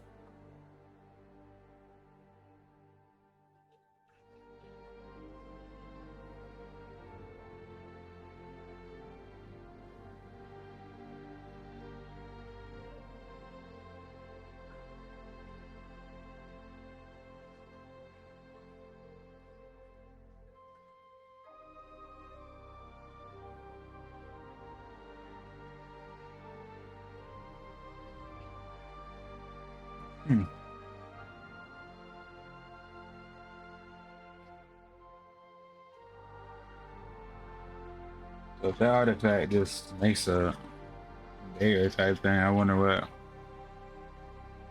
fucking Silas needed it for. What we say? That artifact, the sphere. I wonder what Silas needed it for. If all it does is make a barrier.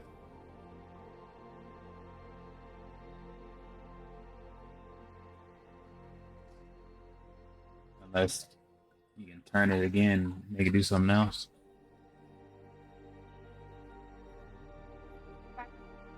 Welcome back. What's he saying?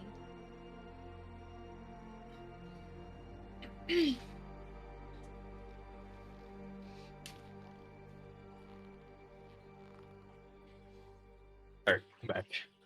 Welcome back. Waiting on Yoshi. Gotcha.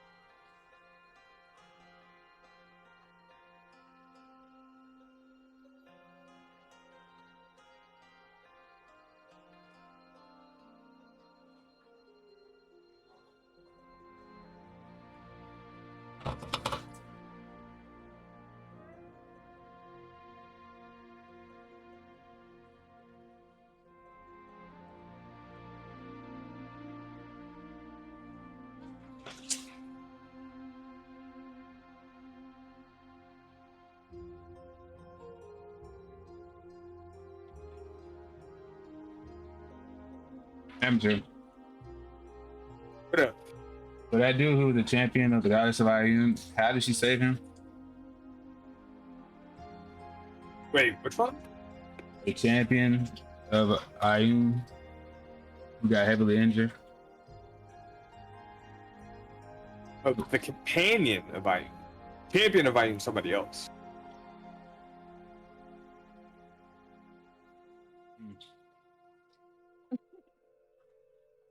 She never specified how, unless you want to ask her. He's But smiling like that. she was talking about the champion, right? Just talking about the companion. Shit.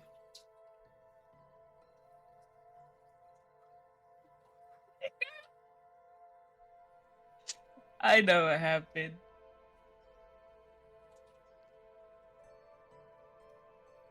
What happened?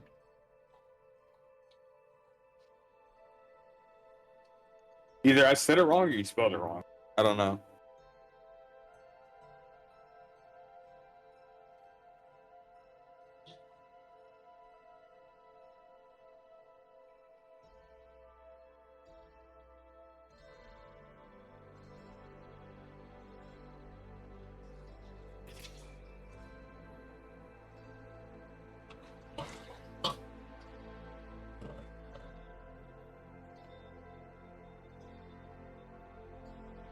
Who sleep?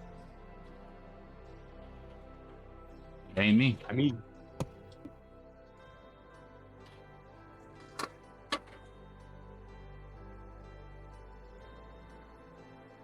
I'm back. Welcome I'm back. bad. Everybody good to go? Yep. Two people are asleep. Ye- oh. Yep. Yeah, I'm ready. Wait the fuck up. So, you guys have all arrived at the entrance of the Julie province. Here, you guys are met with the opening of a very large wooden gate that seems to be inside the dome that you guys have just passed through. As you guys walk through the dome, you see the shopkeeper begins to mess with the sphere one more time, and you see that the dome around you guys all fade away.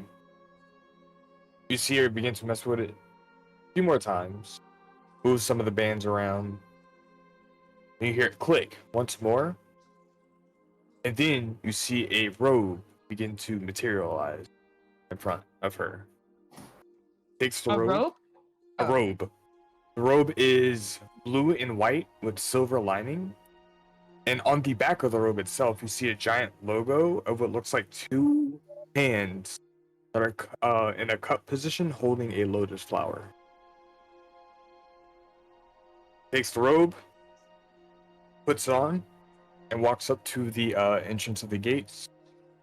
You see the soldiers acknowledge her, stand at attention, and the gate begins to open. A few moments go by, looks behind at you all, and begins to walk in. Follow. So, at this point, as you guys are walking through the main entrance of the city itself, passing the gate, the first thing you guys are met with is beautiful greenery that seems to be lined up in the middle of a two-way road. And on either side of the road, you see houses of different shapes, different sizes, different structures. Some of them look more like an old-fashioned Gothic style. Some houses look more like a traditional Japanese style. It just varies and depends from building to building that you all look at. Some of the buildings themselves are within their own dome inside of this dome as well too, and others are just a normal regular building that's just structured out in the city. As you guys are walking through and going down the main road, you guys are met with a opening that goes more into what looks like a foresty area that you guys walk into. And then immediately it looks like you guys are on like the right outside of the coast of the beach as you guys are walking through this the vegetation. On the outer edge of it, you guys continue onward and past the beach and go forward until you see another door and another gate. And the door on this gate has a giant symbol similar to the one that's on her back. As she approaches the door, it looks like there's nobody manning it immediately, and the door just seems to open automatically. She goes, "Here, we can have some more discussions, but I fear that we have prying. That we have what? Prying We have eyes. prying eyes. So we must be cautious. She walks in. As you guys follow behind. This part of the city seems to be like its own gated community area. But it looks like a city within itself. It looks like a town center. As you guys continue forward, you guys are met by a very beautiful, very fancy, decorative building that seems to be in the middle of this community area. On the front sign of the building, it says the Pearly Petal. As she walks in and she opens the door, you guys hear a little bell ring. And as you guys all follow behind, you are met with, once again, the smell of herbs and spices and incense. Very similar to the ones that you smelled in her office. This shop seems to be very small. On the walls are all different ingredients of different varying types and sources. You can see that immediately she walks off to the side and reaches into her pocket and grabs a few things that she had at her desk and begins to put them on different shelves. It's just all separate ingredients type of stuff. If you look around, what's it? Have you ever been to like a tea or coffee shop where they have all the different ground coffee and teas on the shelves? Okay. Yeah, Yeah. it's kind of like that. It's a big apothecary here. Looks like to be kind of like a potion ingredient store. Ooh. As she begins to walk over to the side, you see that there is a younger woman who is manning the counter of the establishment, who seems to be just kind of lazily reading a book, not really paying too much attention.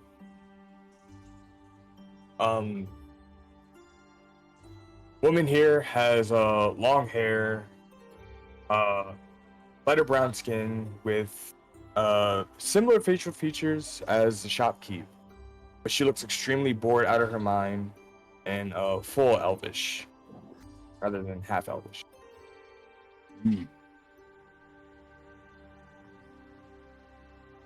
As she begins finishing things away, she looks over and she says, "Liza, go to the back. I have a private conversation with these people here." She looks up, kind of rolls her eyes, and just walks over to the back. After shaking her head for a moment, Shopkeep gets behind the desk. And you see her take out a box.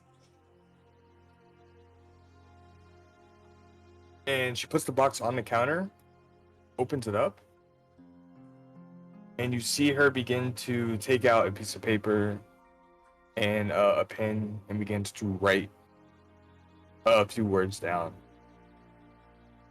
Puts the pen down, folds up the paper, and as she flicks it up into the air, you see the paper just immediately poof away.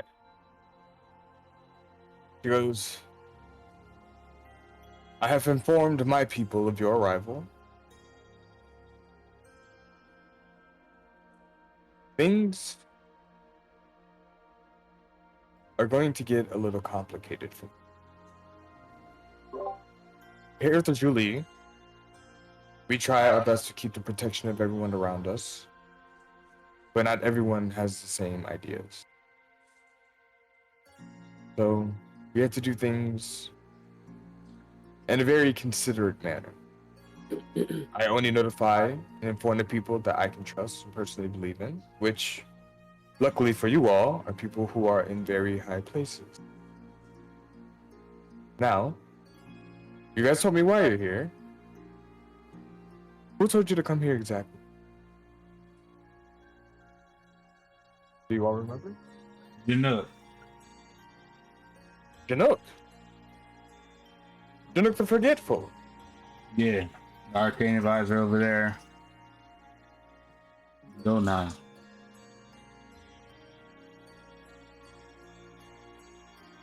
Very well.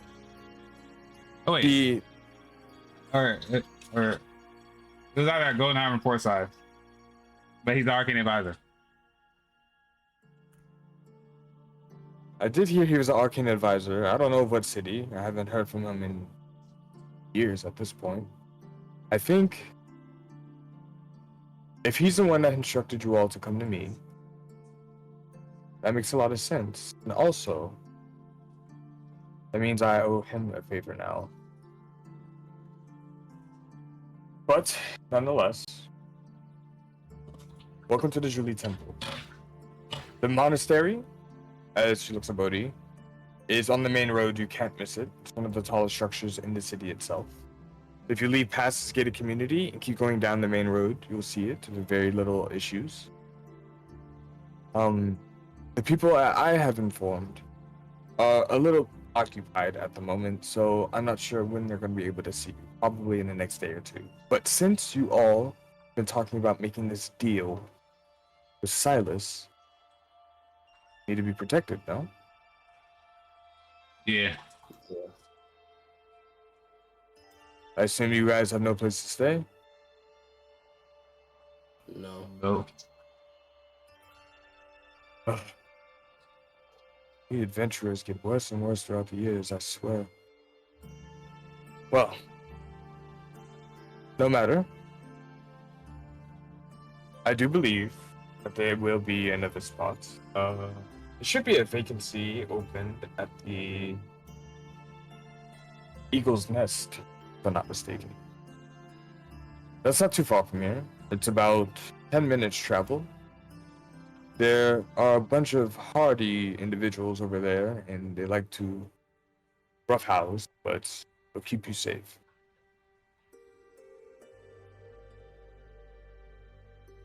I like a plan. Once you arrive there, tell them you're under the shopkeeper's protection, and if they give you a big fuss about it, let them know that the bear is always watching.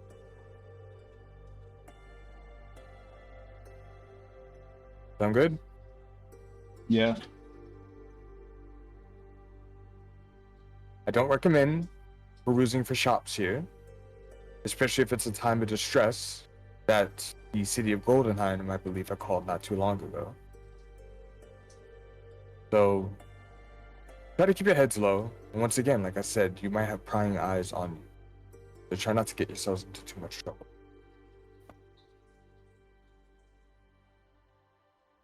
Is there anything else that you need from me? Any last questions, concerns, comments? Mm-mm. I ain't got enough. Very well. Leave you all to your own devices. Those who are going to summon you will gather you in due time. And other than that, keep your eyes peeled. I have other work I need to get to. You don't have any other questions? Actually, I do have a question. If we leave this little gated area, how do we get back in? The one with the symbol on it. You don't have to worry. You're under protection. All right, cool.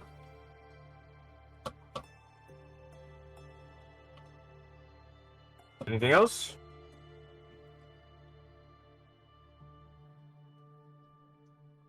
Okay, with that being said, welcome to the Parley Pedal. How can I help you today? Oh.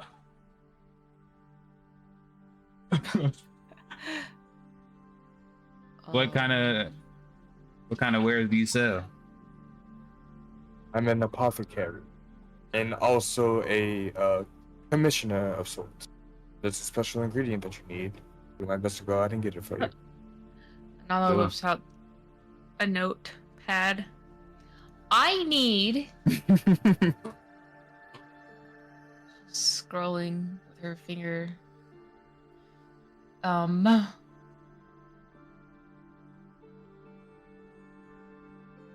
moment.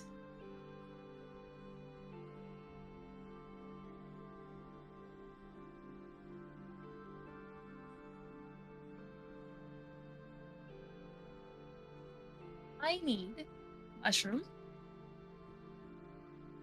salt, or crystal-like substance to crush, and earthy root. And what is it you're trying to make? A potion of invisibility. See. I just want to know the prices here. Well, is it a potion of minor invincibility or a potion of major invincibility? Major. Major's a little bit more costly. How about this? Pause. What if I give you these ingredients I have for 3 a major? I don't know if this is. I show her the ingredients I have. Gotcha. She looks immediately at the blue mushrooms that you picked up and notices those, and she goes, "Oh, well, you do have a main ingredient, but unfortunately, these look a little bit young in years. They freshly grown." I don't know. No, not my tiny mushrooms. The blue ones that you got from Northrend, right? No, I have stuff that makes an invisibility potion, but I didn't make the potion, and I don't know if it's for a minor or major. On top of my tiny glowing mushrooms for no reason. Gotcha. Okay, so the materials that you have would make a minor potion, but she is willing to make the major one for you. It's not going to be done immediately, probably by the end of the day. Free of charge. Free of charge. Okay, cool. Here you go. Very well. The least I can do for a friend. Oh. Also, you said you knew my mother. That I do. Do I look like her a lot? You see the hardened, stone face of this warrior woman. Every time she looks at you, it softens. She goes, "You're the spitting image, but you seem a little bit more adventurous than her." She was very social, very polite, but very ambitious. And if things got in the way of what she was trying to accomplish, it caused a lot of complications. Now, me teaching her the druid crafts and getting to know her people, your people, was a privilege higher than anything else that I've done in my years. The Lavakin were known to be the original protectors of this land, far before any god.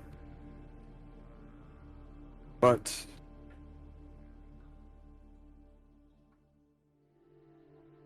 your mother met Silas. When she met him, she let his influence affect her. She started looking for knowledge in all the wrong places and managed to find things that she personally weren't comfortable with. When she told me about it, I understood where she was coming from. The curiosity takes us all, as we are all followers of Ayun in our own way. But I felt like I wasn't talking to her anymore. I felt like I was talking to Silas through her. That's when I realized that his influence is starting to take over her. When I called it out, it was first initially only thought to be a petty argument or rumors. It turns out he was slowly trying to take something from the Lavakin people. To this day, I still don't know what. But once they refused, he hated it. He lashed out. He attacked their people, not harshly, mind you, but just in a way that was offensive. But over time, your mother did not appreciate that at all. When she finally stood up to him, that's when he swore his vengeance over your people. Some say that he's the reason why most Balavican are wiped out to this day, but ultimately not a lot of people know what happened. I see. So it's a little embarrassing, but my father a Lavakin? I never met your father. You were... I don't even think you were born when I met mother. But when she told me about you being born, that's when I started to think about your family. Why? Are you worried that Silas is your father or something?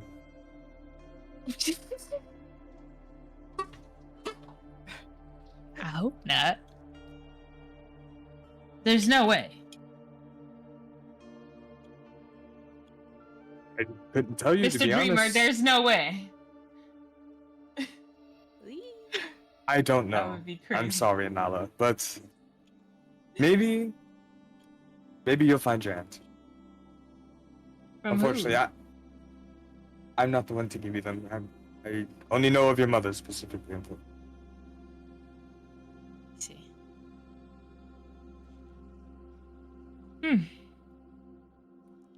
Actually yelling at Mr. Dreamer. That's crazy. Well, because I kind of like, bro, the whole team would turn around and kill me. Not you saying it out loud. That was her dad? Oh, hell no. As far as I'm concerned, no. But I feel like more will be revealed as you continue on this path. Okay.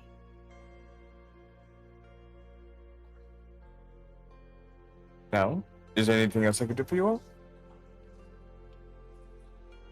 No, I don't know what none of this stuff is. I'm gonna go ahead and head down to the eagle nest.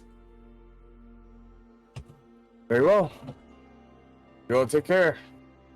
Don't forget to close the door on the way out. Gets up from the chair, turns around. You hear her screaming at Liza as she walks to the back hall. But the rest of the day's yours. What would you all like to do? I would like to go to the eagle's nest and try and get us a room All right. or multiple rooms, depending on the Everybody fall in suit? availability.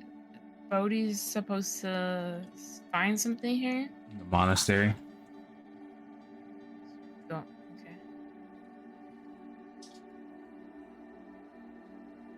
As you Man, guys I look, don't even know what Bodhi is looking for. What are you looking for? Specifically. I can barely hear you. You said, what am I looking for and what else? Specifically. Oh, just information from my parents, from my past. You don't know who your daddy is either. No. twinsies. Oh my gosh. Yeah, I head to the monastery. So you're just gonna go straight to the main temple? Mm-hmm. All right, we split in the party. Who's going where? What's a monastery? one. It's a monk temple. Yeah, I'll go with him to the monastery. Oh, yeah, I'm going to the inn. Okay. Got two to the monastery, one to the inn. Ladies? Onto the monk temple. Alrighty. I want to go with Anala. Alright. Alright, so we're gonna start off with the priest's side mission. Thanks, Trace. No Such problem. a man. So, based off of the instructions that the shopkeeper told you, you managed to make your way through the winding cities, traveling from building to building, and eventually you make your way over to the Eagle's Nest. This place looks like a giant, what's the word? Like an estate manor, very wide in size. It looks like it's about 3 floors high, and is the building itself is very fancy and decorative, with a very traditional look. But as you look at the sign out front, that's supposed to say Eagle's Nest, is broken in half, with a bunch of different weapon marks all over the front door.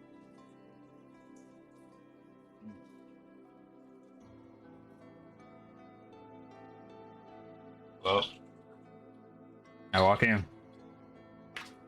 All right. As you open the door, you are met with the strong smell of ale and food as you come in and hear dead silence. But as you look around, this place is packed.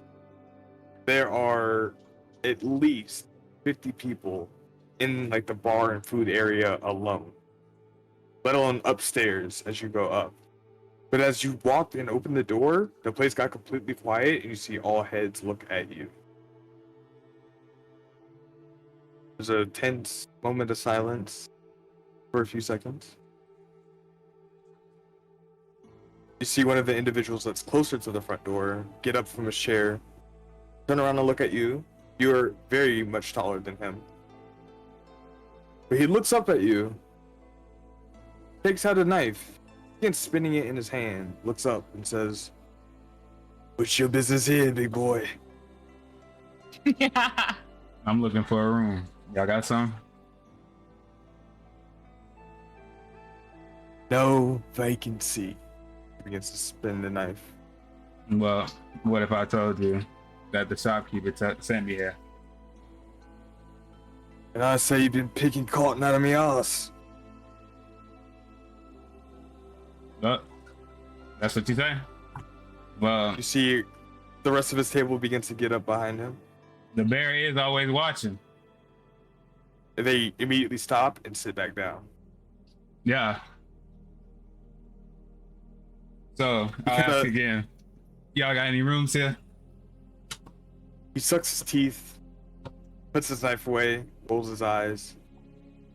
"Go talk to the barkeep." Sits back down. Appreciate it. And I walk past. Continuing onward, after your interaction with the person, you hear voices start to rise once again within the area. People are talking to each other, cracking jokes, being a little bit more subtle, so kind of like a mumbled tone throughout the entire place. But as you're looking, you see a tall, bird humanoid individual with wings. White feathers around his neck with a black head and a gold beak. Looks at you and goes, "I've never seen you around before." Yeah, I'm new to the area. Just came You're in looking for... earlier today. No one just walks into Julie without people knowing to raise eyes. Well, I didn't just walk in, I was guided in. You said by the bear herself. Yep.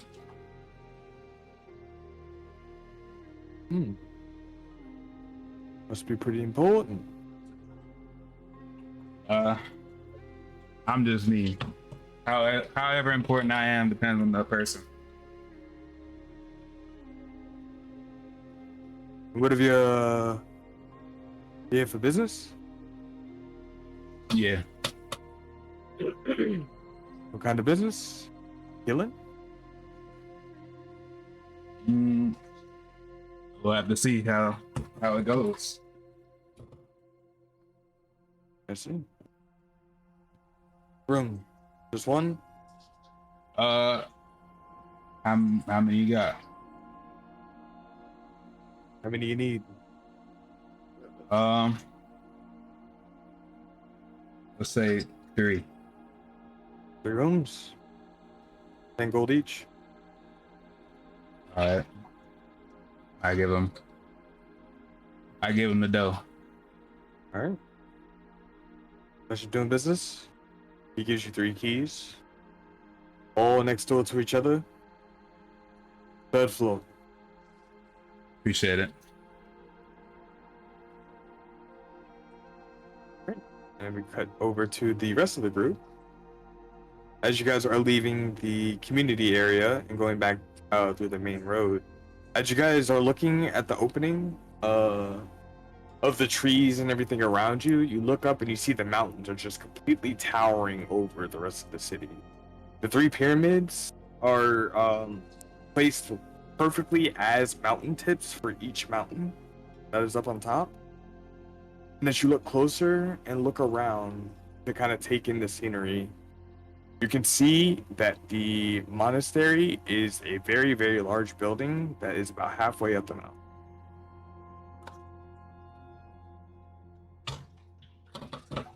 Damn. Odell looks around and goes, I guess we're hiking? Yeah. You guys begin to push forward. At this time, as you look up into the sky, you can see that it is starting to become sunset.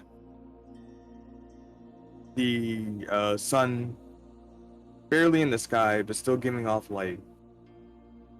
It travels as you guys go up this mountain. It feels like you guys are going up what could be 1,000 steps, till eventually get to the entrance of this door. Giant metal singular door with very, very old, worn down looking logo of the hands with the lotus flower etched into the metal of the door. There are 2 individuals on each side of the door, hoods up. They have on all white robes with blue lining, but no markings on their robes. As you guys approach, it looks like they're not paying you guys any attention.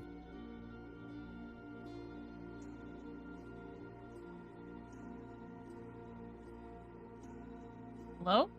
You gonna walk up and say something to him? Sure. I'll walk up to him. They don't acknowledge at all as you walk up. Is there, like, you said they're at the door? Yep, they're at the. It looks like they're the guards at the door. I'll say hi. Did your business? Monastery. Yes, this is a monastery. That's my business. Trying to get in here. Your permission? Yeah. Who? The shopkeeper. They look at each other. Shopkeeper. Yeah.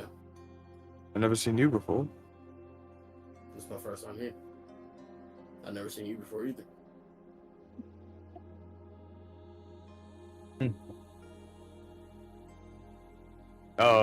Guard looks at over at the other guard. Kind of shrugs his shoulders just very subtly. Looks back at you all, goes, very well. He turns around, faces the metal door. You see him take his hand from his sleeves, roll up his right sleeve, lines up his fingers with the edge of the metal door. And as you see him give his full force, 1-inch punch the metal door. A loud echoing ring follows out before you hear rumbling. The door slowly open up. Walks back to his position, stands right there, doesn't acknowledge you, and looks forward. I'll walk right through. Everybody else fall in suit? Yeah, I'm following. So, as you guys enter the palace, you are met with a very large entry hallway that as soon as you walk in, you can immediately hear your footsteps echoing throughout. The lighting in here seems to be reflecting off of the ceiling of this room that you guys are in, and you see blue, not purple, blue, gold, and silver light reflecting off of the glass and just shining into the rest of this room. As you look around, once again, you see the logo at the bottom on the floor in the middle of this chamber with a left wing and a right wing, like split off into two different directions. The middle seems to lead to a set of double doors. As you guys walk in, you see one monk walk up to you all, a lot shorter than the rest of them. Hood up, arms in the sleeve. Once again, not directly looking or facing you all, but looking straight ahead and goes, "Welcome to the Lotus Palm Monastery. And what answers do you seek?" Answers about my parents. A moment passes, and he goes, "Is there something specific that happened, or how long ago were they gone? Are you looking for answers for their whereabouts?" Just the history of the Julie province. See if I can find any information on my parents, what they used to do, why I never met them. Just looking for answers. I don't know what the category that would fall under, but that's the gist of it. Takes a moment. You don't see their face directly, but you can feel like their eyes are just scanning you up and down. You feel like you're being looked at very, very intensely for a few moments. And he goes, "Very well. To the archives. Follow me." As the individual turns around and starts walking to the right, like the right hallway. I'll follow. If everybody else follows suit, you guys are hearing your footsteps with every step through the hallway. You guys look around and you see in this temple, it looks extremely old. But it looks like it's also been like kept up very, very, very well. Even including the ruins that you guys have traveled through and the dungeons that you have seen, this building in itself just feels like you guys have walked back in time. As you push through and continue forward, there's another smaller set of wooden doors that the individual walks in front of, takes the handle and opens it. And as they walk through and you follow behind, you can see that there is a room that is just filled to the brim of different types of books and scrolls and papers and writings of various types. You smell a very strong scent of paper and ink in the air as soon as you walk through the door. And you can see that this chamber is like a lighthouse that's been hollowed out and just scales up to the walls of bookshelves.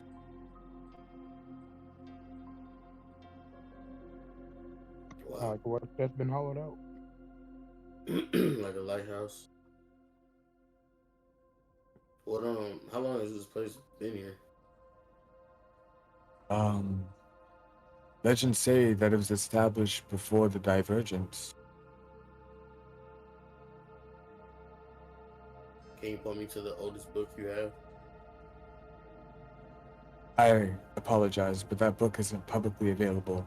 However, I can give you a more subtle history book.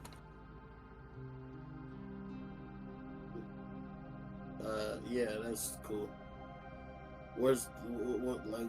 How do you get access to the other book? If you don't mind me asking. You would have to have an outstanding member with you in order for you to be able to access them. Okay. Either one of the standing figures of the city proper or a respective individual. I do believe that the information was you were sent here by the shopkeeper, correct? Yeah. So, if the shopkeeper were here with you, you would probably have access. What if you're a descendant of an outstanding person or whatever you said? And who relation would that be? I don't know his parent. I'm sorry, but if you don't know, if you don't have physical proof, then I'm unable to service. However, I will get that history book for you. Appreciate it. Turns around and walks away. Begins to go up some of the spiral staircases. A few moments go by. They come back down. They hand you a very hefty looking book. This book itself looks pretty old and dusted as well too. But it looks like it would be the size of an encyclopedia. Hands you the book and goes, the basic histories on the Julie and its location. Hopefully it is to your liking. Thank you.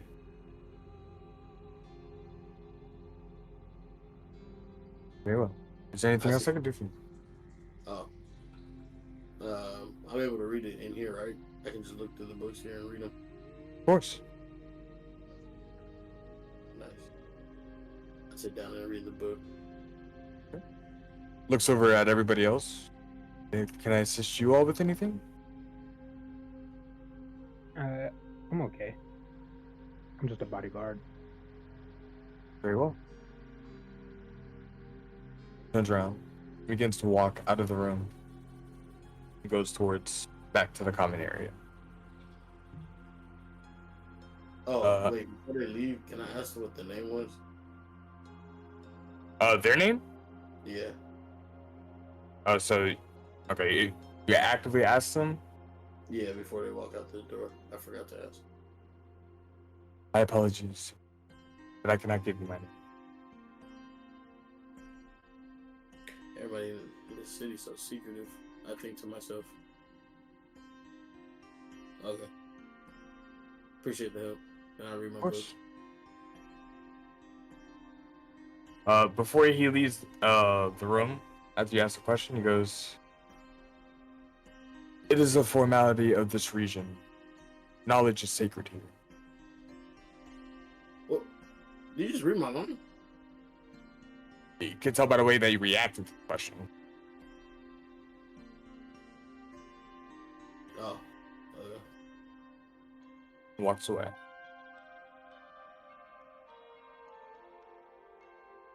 All right, you read the book? Yeah. All right. So, as you read this book,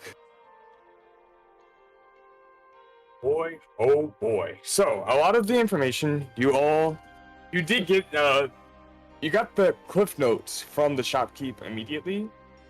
She was very accurate when she was describing like what was happening. This book specifically details how the names of the betrayer gods were Tiamat, Vecna, Vecna? Tiamat, Vecna, and the Traveler were all considered betrayer gods. The Traveler was set free. The Tiamat was said to have been smited across the land, so intense that it caused the continent of Lantel itself. Vecna has been banished to the eternal plane. And while they're gone, yeah, the eternal plane. And then the ones who helped fight against these gods were Moradin, the Allhammer, Horde the Stormlord, Bahamut the Platinum Dragon, Sarenrae the Everlight, and Melora the Wild Mother. While the Raven Queen remained neutral in the war, she only looked over the death that happened throughout it. Ioun, with the help of Moradin, helped banish Vecna to the Eternal Plane, where they said it is rumored that he would never be able to return. After Tiamat was smited and the lands were created, he created a brood in which all, basically a everlasting infection on the land that will forever be cursed, which is known as the Outland. Ioun was victim of this infection, and in turn, her companion was infected as well. So that's the base. That's the Divergent War. The Old War rise due to individuals who believed in the words of Vecna that one day he would return, and Tiamat would be the assistant in which he will return. There's a lot of old history on the book of why, like, after the war was over, respected champions of the gods actually helped rebuild the land for humanity and ended up becoming what it is today. You want all that information too? Yeah. I have a question though, real quick. What's up? So since Tiamat was smited and she has that, like that, you said a spell, what was it, over that land? So since She she's dead, we could probably get rid of that to bring like the land back to where it was before. It is possible. No one knows how to fix the corruption, though, however. Okay.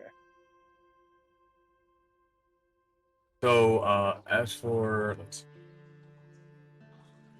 the respected champions of the gods themselves, representatives of the gods, since they were not able to directly intervene with humankind anymore, they had respected place for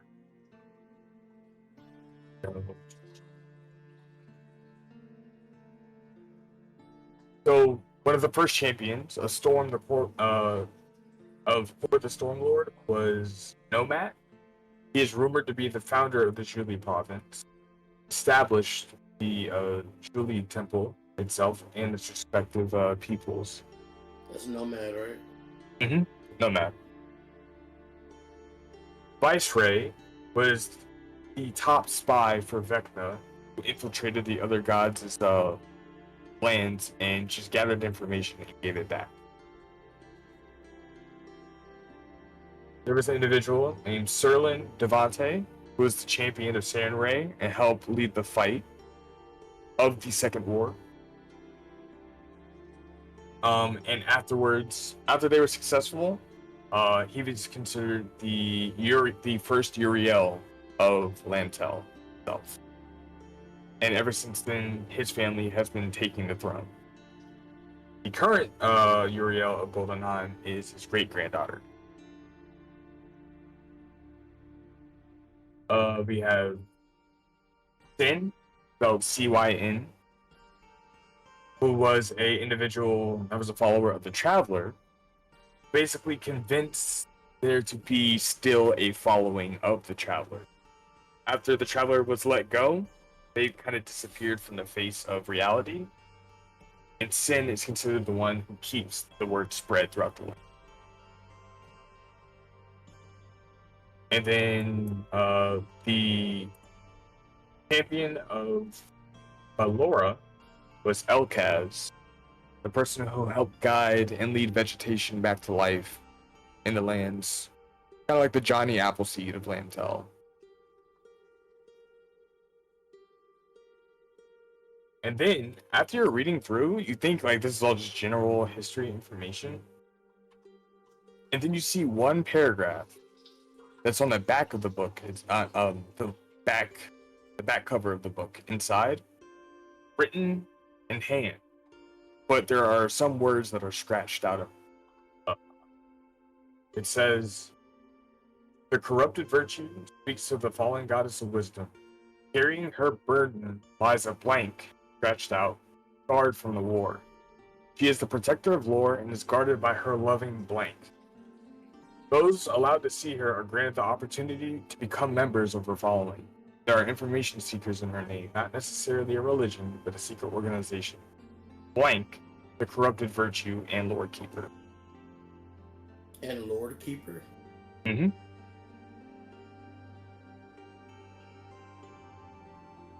And then you see below that, it says, also handwritten, "The spheres are the keys to virtue. Those who are curious are rewarded. Those who find it are granted wisdom. Wisdom embrace prevents corruption."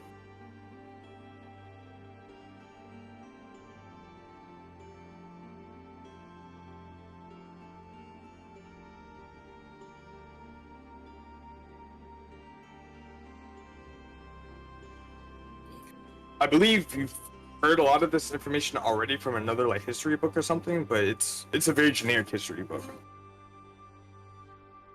Yeah, I heard the one thing on the statue or something before we crossed over. Right, and you see it again written on this book.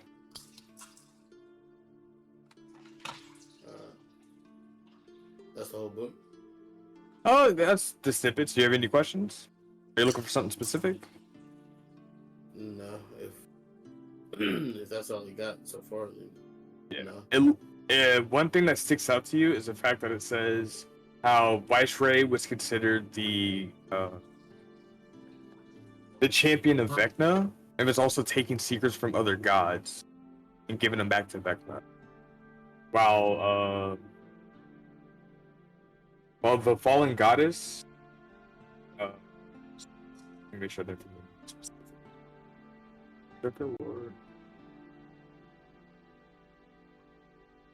Yeah.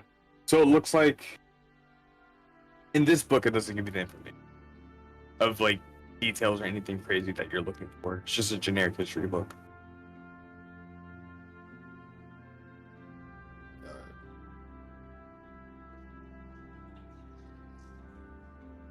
So at this point in time, it's been roughly about 45 minutes.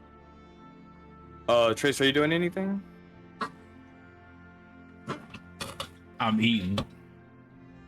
You're eating? Yeah. Right.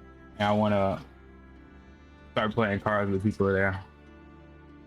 Can I say less? You put any money on the line?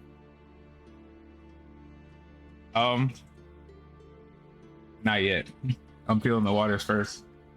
All right. As you're looking around at different tables, you see that a lot of them are actively putting money down and trying to talk to each other.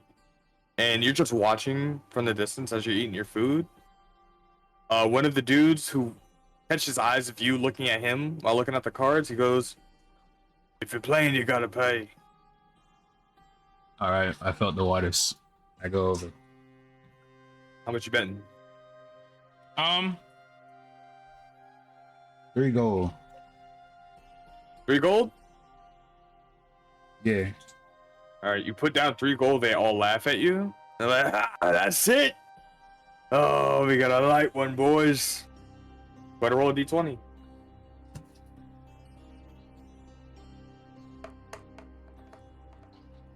Hmm.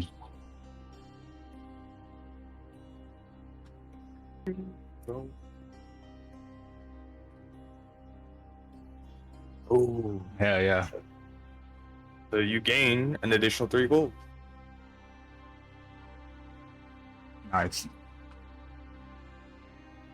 Everybody else? What y'all doing? You're just watching around, watching Buddy read?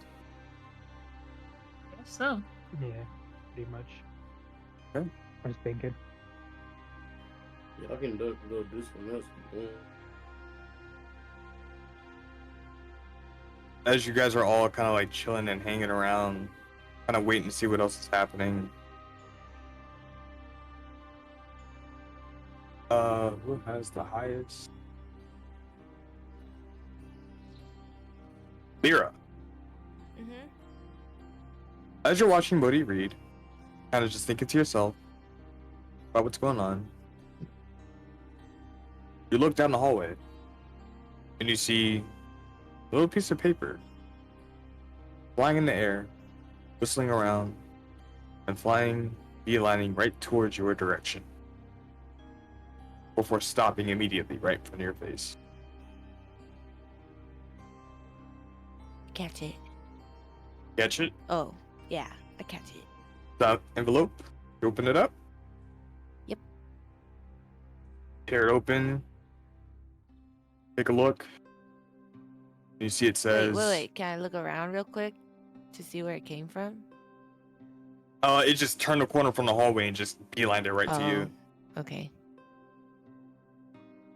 As you open it up and look at it, it says, Eagle's Nest, 9 p.m. G and R. I mean G and H. Oh, I know who that is. Eagle's Nest, 9 p.m. Mhm. 9 p.m. Okay. I put it in my pocket. All right. Wait, is Eagles? Do I know what that is? Eagle's Nest. The shopkeep didn't mention it as you guys were walking and talking about it. You said it was the inn that you could stay at the time being. Oh, that's the end. Okay. Got it.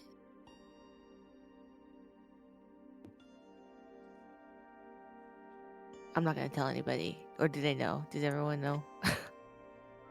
It's up to you. You saw the letter and you got it. I'm already there. That's fair. Okay, fine. I'll tell everybody. Okay, guys. Gorman and Havard are gonna meet us at the Eagle's Nest Inn at 9 p.m. Okay. All right. And So they based knew where off this of, place was the whole time. Huh?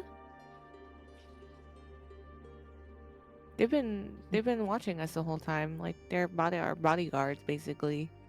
They're just always in the background, watching us. I forgot about them, to be honest. wait a minute. You hear Odell speak up. Wait. Avada makes a good point. How do they know about the Julie? They've just been following us. But they know about the Eagle's Nest? How did they teleport? I don't know all these questions. They just do what they do. They just follow us everywhere and somehow make it to everywhere that we are. Yeah, I wonder how they are doing that. That's kind of interesting, huh? They're just bodyguards? You see my really good bodyguard. It's a little suspicious, but I think I trust them. Maybe. Maybe not. I don't know. Okay. Havard's a little, Name tried to kill I feel like they could have killed us by now already if they wanted to.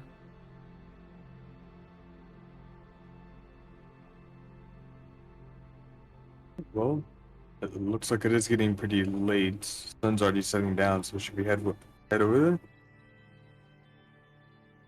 Let's go. Everybody packs up their shit and they head down?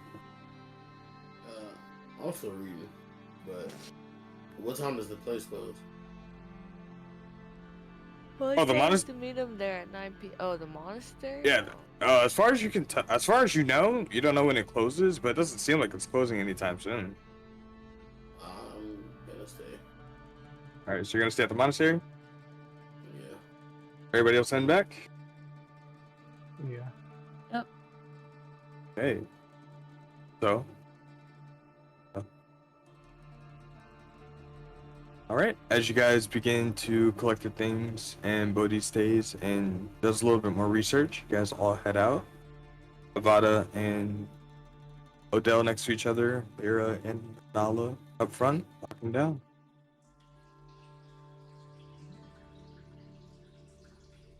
Anybody doing anything? Mhm. At the inn? Oh, you guys are walking towards the inn right Oh, okay. Not right now. now. Okay. If that's the case, it takes about an hour for you guys to get back into the city proper, outside of the mountains. You guys all collect back at the Eagle's Nest. But during this time, while you're gambling and enjoying your food, Grace, as you're looking around, you hear big, heavy thuds and footsteps from the top floor as you're eating and enjoying. Coming down the stairs, you see a rather bigger orc that you are very familiar with. Right next to him seems to be an even more familiar bear following right behind him. Oh my god! Nathaniel!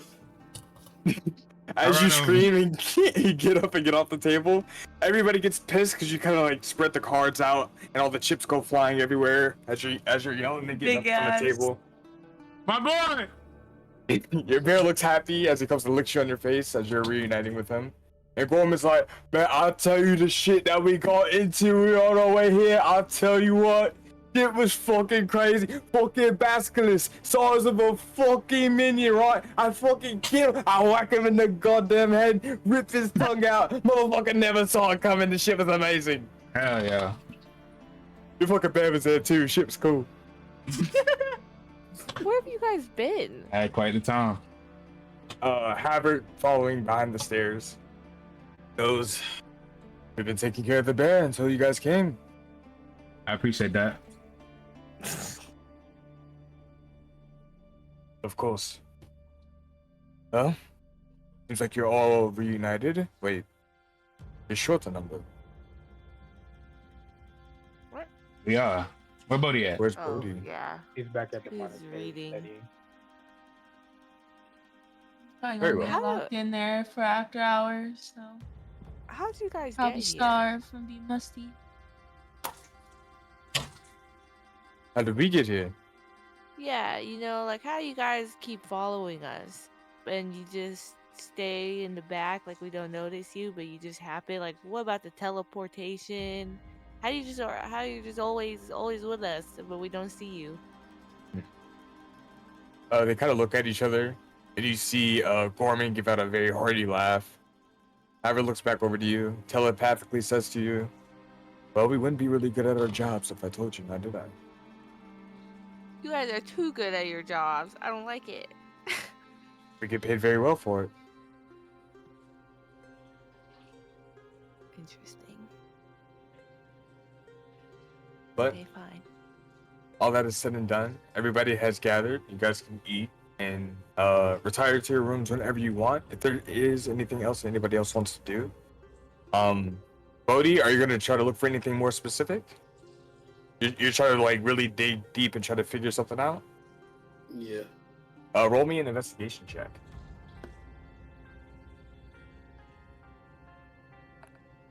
Amazing. So, as you're going through and reading through the books,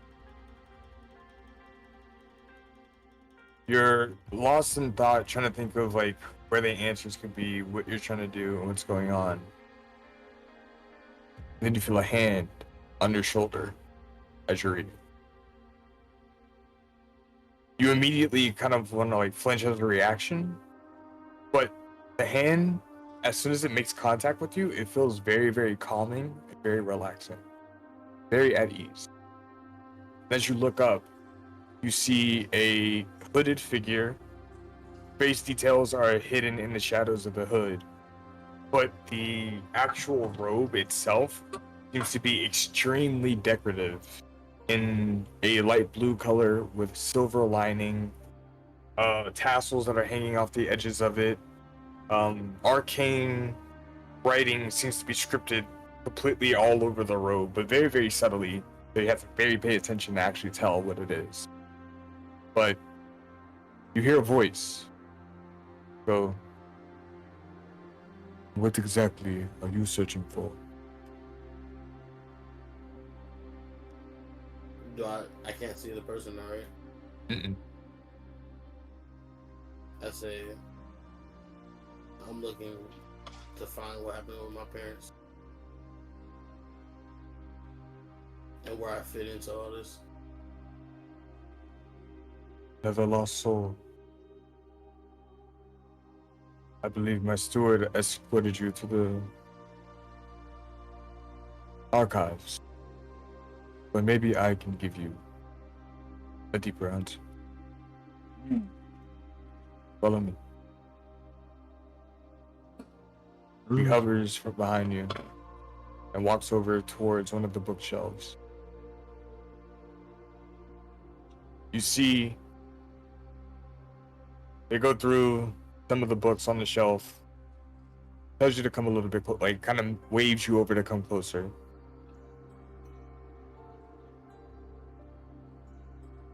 You approach. Yeah. As you approach,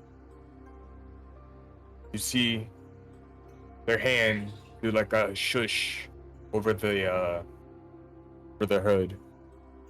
Take one of the books, open it, and like you see them glide their finger over it, and you see arcane magic begin to come out of the book ever so slightly. And then you see the shelf itself shift over to the side. Secret entrance appears. He begins to proceed downward into it. Before I go with him, can I do an inside check on him? Make an insight check.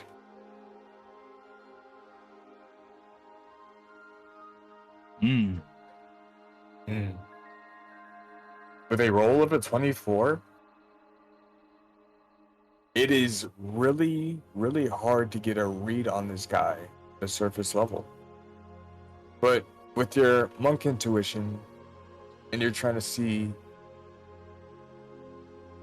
in comparison to everybody else who's tried to help you and assist you on this journey, this guy knows something. He knows something more than he's leading on.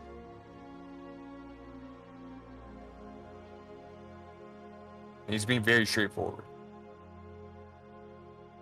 I follow him. You follow down. As soon as you go through the threshold and go down the stairs with him, porch light begins to automatically light up around you guys that goes downward into the spiral staircase. The bookshelf itself closes behind you guys as you all walk deeper down.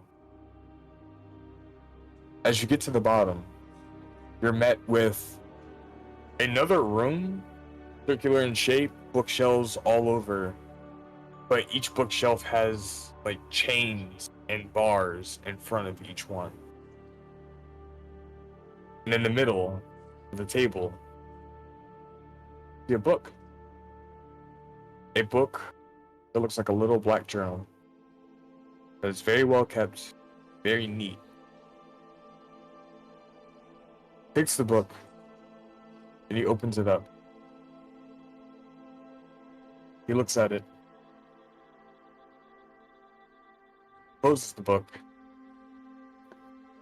and gives it to you. And he says, though this monastery doesn't have the direct answers, underneath the city, you'll find the truth. And when you find that truth, this book will give you the key. You say, who are you? Mm-hmm. Haven't you learned by now not to ask names? You're right. But don't worry. All will be revealed at the proper time. But until then, make sure you keep that book close. You can leave this room whenever you need. You look down at the book, and you look back up. He's gone.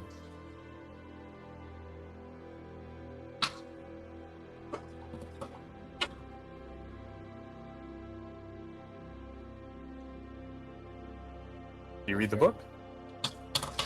Yeah. You open it, and the first thing that you see and read are the words. There's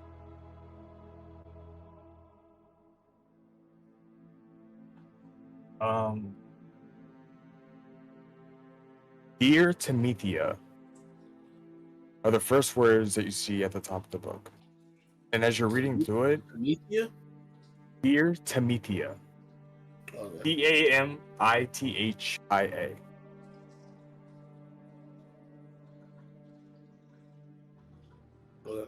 I hope these words find you well, for it has been nearly a century since we have last seen each other. And as you could continue to read on, it looks like this book is a journal of somebody who has kept all the notes of what's happened throughout the wars and roughly up to about 100 years ago. Reading through, it tells you the story of somebody giving updates about how they wish to see Temethia once more. They can't wait to reunite, but until then, they shall be her protector. The gods are finally gone from this plane, and we are able to create civility once more. It looks like every other page is like a journal of a different date, and throughout all the pages, some of them explain how during the build of humanity, many lives had to be sacrificed in more ways than one. In order to keep the whole protected, some people had to give up their faith, some people had to give up their families, some people had to give up their friends, the reality in which they lived in, but were openly willing to do so for the sake of the greater good of humanity. Each journal seems to be talking about a specific individual that they met and them walking through the process of them meeting the person, having them follow the corrupted virtue, committing their lives to the corrupted virtue, and giving everything else up for it. There's one story about a woman who gave up her firstborn child. There's another story. Hello? Yeah. Oh, there goes the internet again.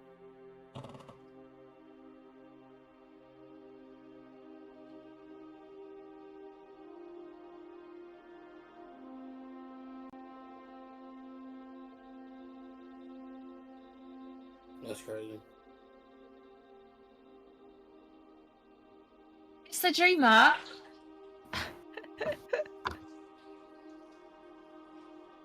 He sleep. He sleep. Mr. Dreamer. Sir.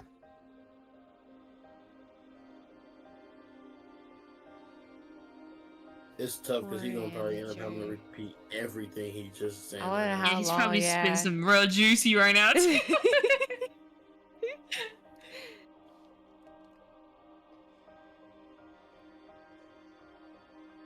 He said Shit lagged out. Yeah. I'm just glad he knows. Don't worry, buddy. We know. Yeah.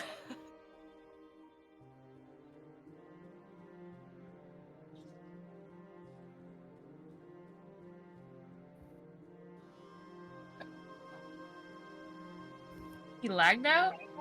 Yeah. That's what he said.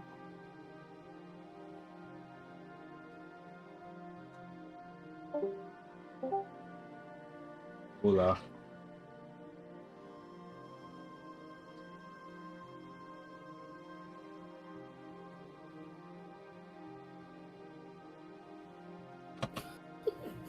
Mr. Dreamer.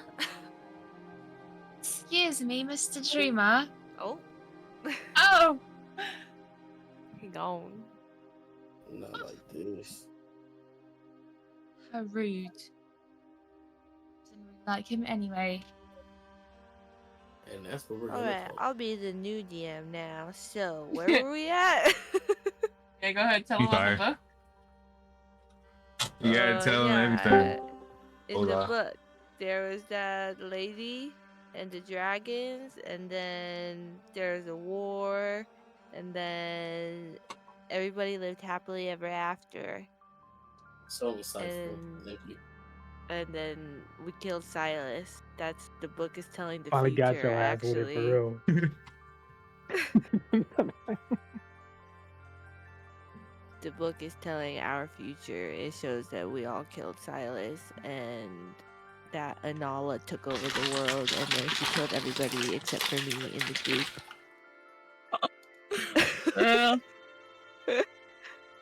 Ingo. Sorry guys, couldn't make it. Wow. Quite the campaign. And Trace ended up killing himself on accident because he went to go swing his big ass hammer or whatever, but he fucked up and tripped and then impaled himself on, on the handle. Man, this DM sucks.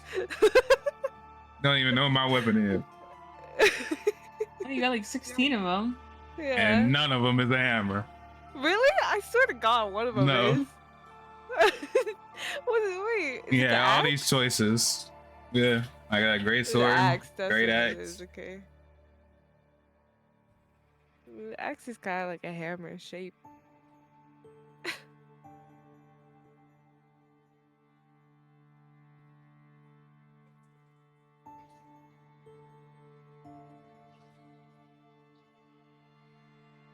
What really happened was I saved everybody.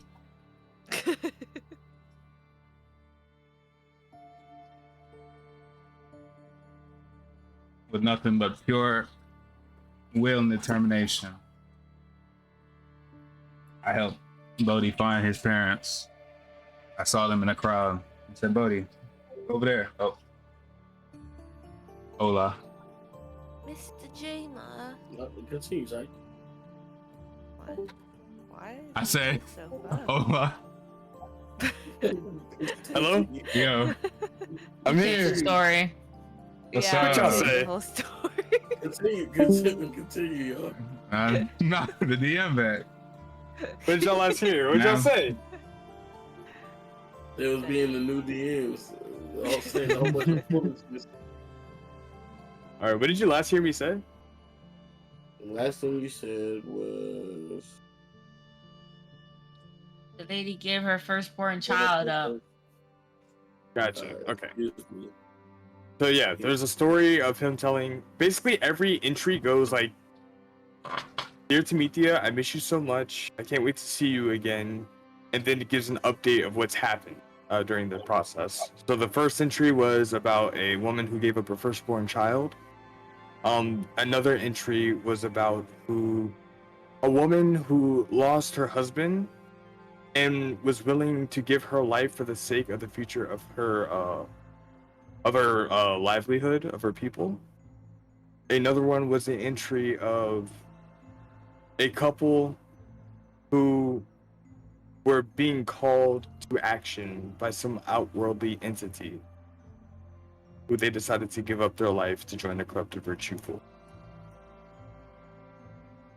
Another one was about a kid who was lost and just stumbled upon the Julie province. It was taken in under the monastery and ended up going the corrupted virtue that route. There's one of somebody who had failed to become a leader in one of the respective cities and decided to give up his life. And there was a person who was seeking to willingly give up their life, but it turns out that they were just trying to steal secrets from the place and escape, and they were killed.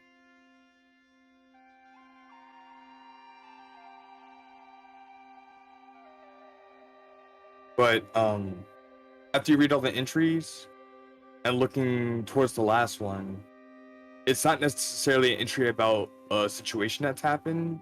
It's about how there was someone. Well, there's a situation that happened. There was someone who came in and tried to barter for everybody's life who was sacrificed. And in return, they would give them a shiny red gem. The offer was denied, and the person moved on.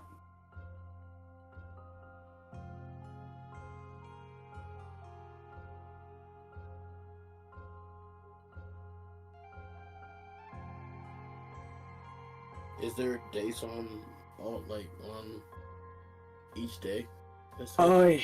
Yes. So, oh, The- no, go ahead. Go ahead. No, you're good. You're good. So for the, let me double check here. Right.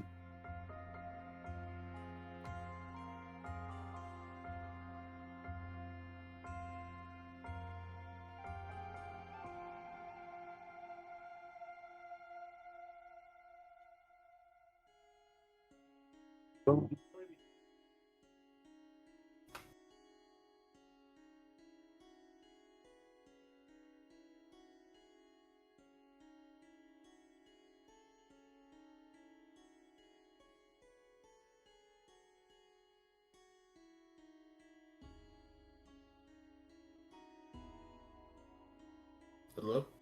Yep. Give me a sec. My bad. I'm still looking up something. No, you good. I don't know if you cut out again or not.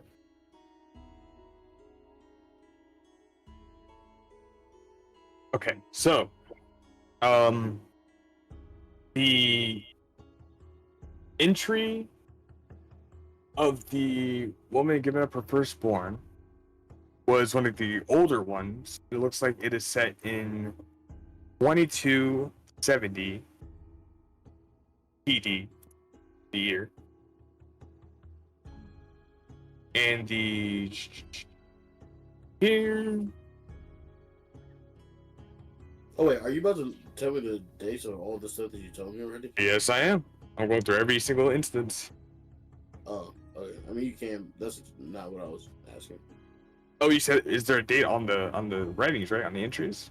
Yeah, asking if there were dates on every page. Oh yeah. Well, I feel like that's relevant, so I'm gonna give it to you. Alright, cool. Yeah, so the first one was 2275. The story. Yeah.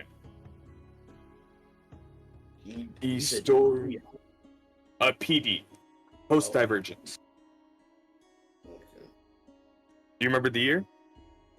Yeah, 2275. No, the year of now. Oh no, not at all. If you look at the front page, it should tell you.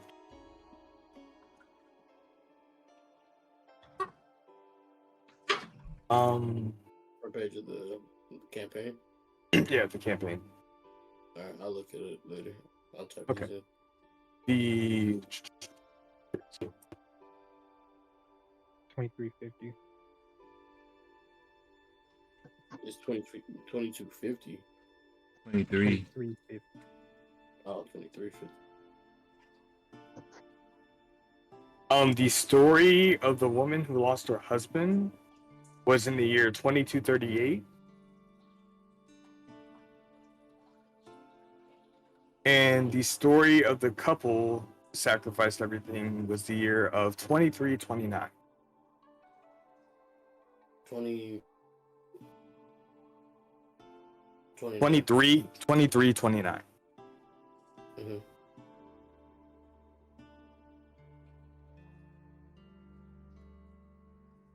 What are you writing it on? My notes. Oh, like you use like phone notes? Mm-hmm. My dark pad. Oh.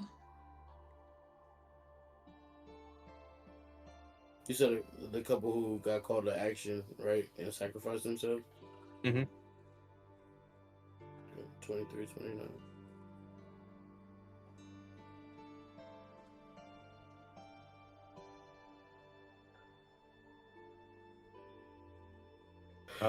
Anything else?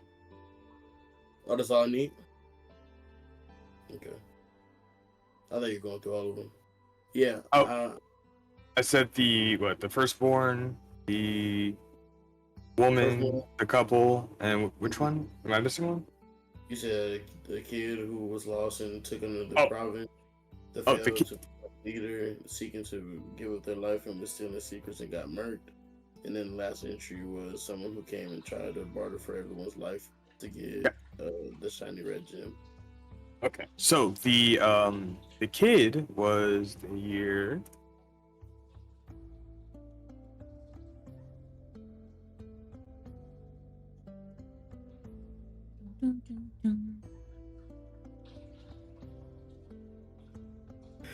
Where is it? Not that, y'all. Sorry for lore dumping. Lore is Who important.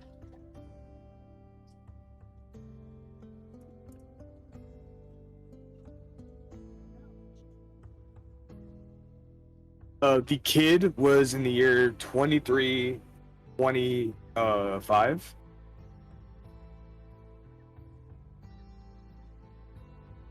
The secret stealer was in the year 2310.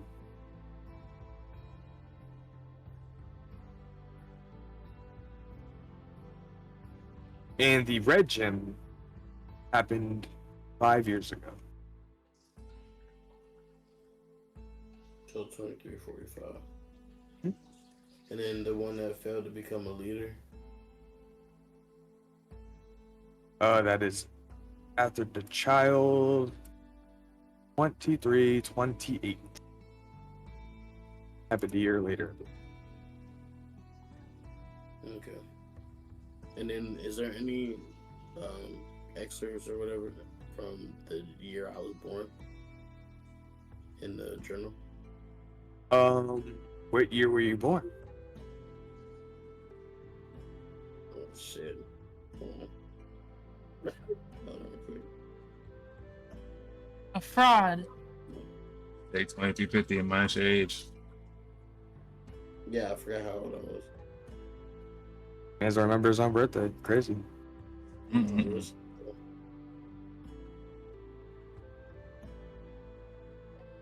Where'd I go for it? Background. I can't understand it. Yeah, it's in your background, under your characteristic. Oh.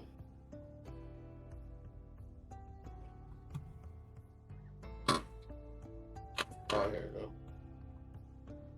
We're in 2250 right now, right? Mhm.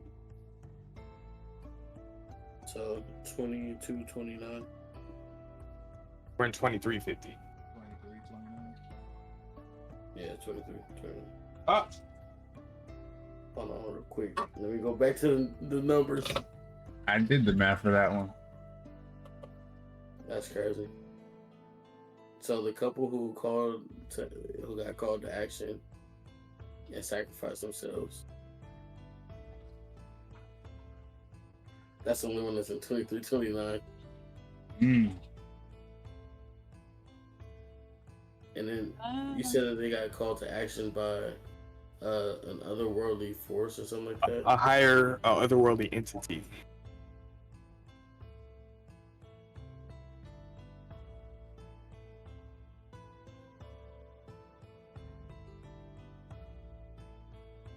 And they're forced to give up everything in order to sacrifice. You said we're forced to give up everything. Mhm. And what?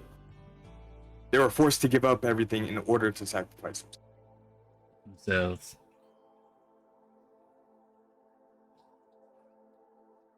Oh, you said in order to sacrifice themselves. Yes. Oh my god, bro.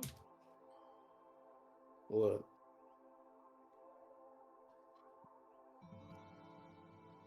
You good, brother? Am I taking too long or something? You're not taking too long. You just suck at taking notes. Okay. He's studying for the test. He's got it locked in. So that's everything? Oh yeah, that's all the information that came out of the journal. Alright, for sure. Alright, you can move on. But as you ponder that, you can leave the chamber whenever you feel you need to. Everybody else, all at the inn respectively, enjoying themselves. Is there anything that you guys would like to do? I want to listen to which one was talking about the bachelor. I want to hear his story Oh, more. Gorman? Yeah. You talking to Gorman? Yeah. All right, what do you say? Tell me more about the Basilisk. I had to run in with one. He's fucking full chugging an ale right now, and he slams it on the table. Goes back to you and goes, "All right, here's the picture, right? Mhm. Julie, middle of the desert, got the bear with me, right? Albert tells you we gotta get back to the city, make sure everything is square and straight. Going through, chugging it out, stands in my mouth, in my eyes, can't see shit. Pretty sure the bear's having an issue too, but we're doing the best we can, right? Going through, bit of rumbling under the sand. Shit gets kind of wild, kind of crazy, shaky, right? I thought it's just a fucking knoll or something. Not working with a hammer, it's no biggie. Turns out, fucking basilisk coming from the ground, tries to look me dead in my fucking eyes. I start stiffening up and shit. But I'm too tough for that. I don't give a fuck. So I keep pushing down, giving up with it eye, and fucking slamming down his head. Bear starts growling, fucking rolling all over the place, right? Sand's getting fucking everywhere in all the crevices. Shit's getting fucking crazy. Motherfucker goes in, I take my fucking axe, go right for his fucking head. It screams out his fucking high-pitched squeal, tries to fucking stone me again. Take its tongue out and fucking rip it out. Oh yeah. What have you killed lately? What have I killed? Shit, what have I killed? Actually been quite a minute since I killed something. What? Well, you know, in the fucking eagle's nest, they go hunting every fucking day. Oh. Now I'm intrigued. I might have to tag along. Yes, they usually go around fighting other fucking beasts and shit, but I'm not sure what they're looking for now. Might have to check out the bounty board to see what they got going. Oh. Interesting. I'm gonna definitely have to check that out. Alright, right. My weapon's getting a little too clean, if you know what I mean. Oh, I feel you. I gotta get fuck something up every now and again, you know? Yeah. Anybody else? What time is it? At this point, it's well past 9 o'clock. It's the evening. The night's still young. People are drinking, having a good time.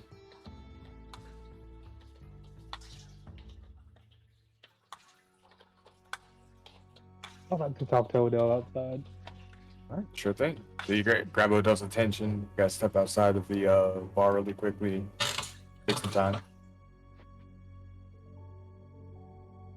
Looks over at you. I want to use a cantrip, and I want to talk to the Uchi if I can. All right. So, as you, what spell are you gonna use for this? Which cantrip? That's just a message. This message? Okay, gotcha. So, as you guys are outside, and you're just kind of relaxing and just like taking in the night air, cast your spell. What are you messaging? What do you say? Speak. Are you here? That's it? Just are you here? Yeah. Talk to me. And as you say those words, Odell looks a little confused. As he hears the message, it goes, huh? And then as he's like in the midst of confusion, his eyes begin to glow green. And not replying via message, but replying straight through Odell himself.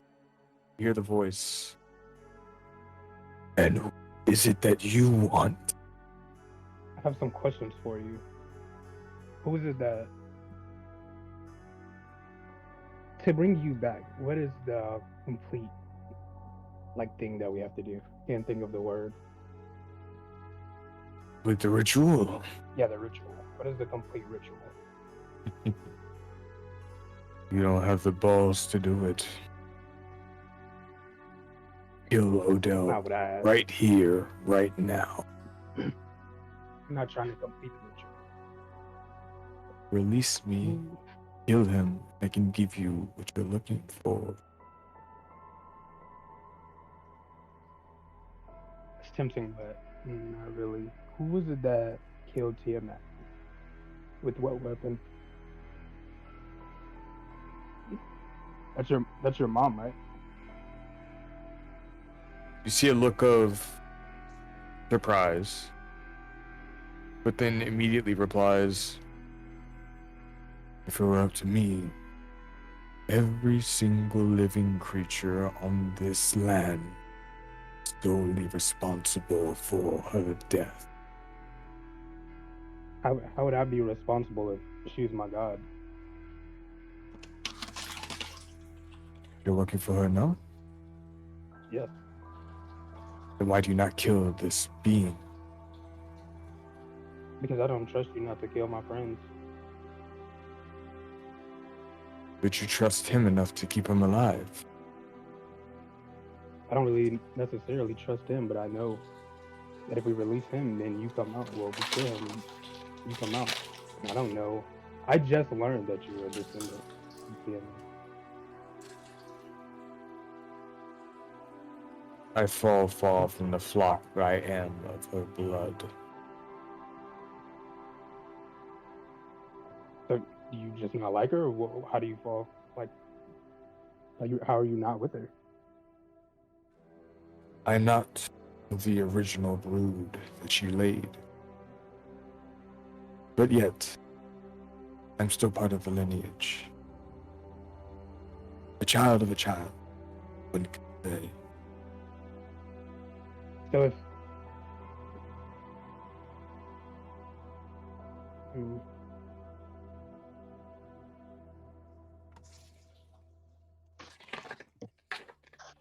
I don't know what else to ask. What weapon killed Tiamat? That's what I really want to know. You should know that at least. I do not know that. But if you release me, I can get to that information.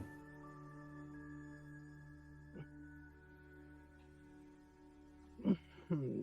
You see Odell begin to struggle within himself. Like he's trying to I'm not fight gonna back or retake kill. control. All right, yeah, I don't have any more questions. Release me. I just have questions. I think I have it. And then before a sudden jerk of his head, Odell comes back to consciousness and begins to breathe heavily. His head seems like it's throbbing and he begins to hunch over, out of breath. What happened? Oh no, bro, you just blacked out. Are you good? I don't know what's happening anymore. Yeah, just look like you were just standing there for a minute with a blank stare on your face. Hopefully nothing bad happened. No, I got you. I wouldn't let anything happen to you if I could help it. Thank you. I think I'm gonna turn in early for tonight. Let me go find Trace, see if I can get one of the keys to the room. He heads back inside.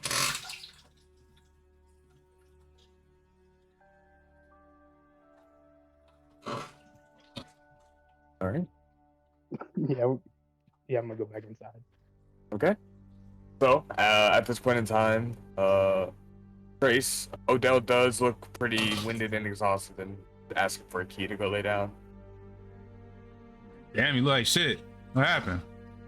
I don't know. I just feel like some days are better than others. I get exhausted very suddenly out of nowhere sometimes. Probably that demon in you. Can I what kind of thing do I need to roll to like see what's up with him? Insight? Yeah. Do an insight check. All right. Hell yeah. As you look at Odell, you see that his eyes are bloodshot. He has bags starting to form under his eyes as well too. He looks very physically exhausted.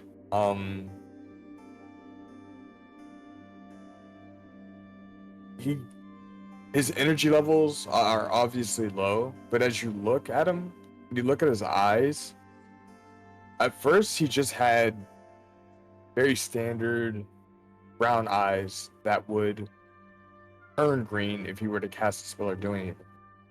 But now you see that his eyes just have a very, very dim green flame inside of them, the pupil. Very dim. Only able to tell because you rolled so high. Holy shit. I'm gonna keep it to myself for now. You give I him the give key? him, yeah. I got the key. I say, get some rest. I'm planning on it. He takes the key and begins to go upstairs. Anybody else?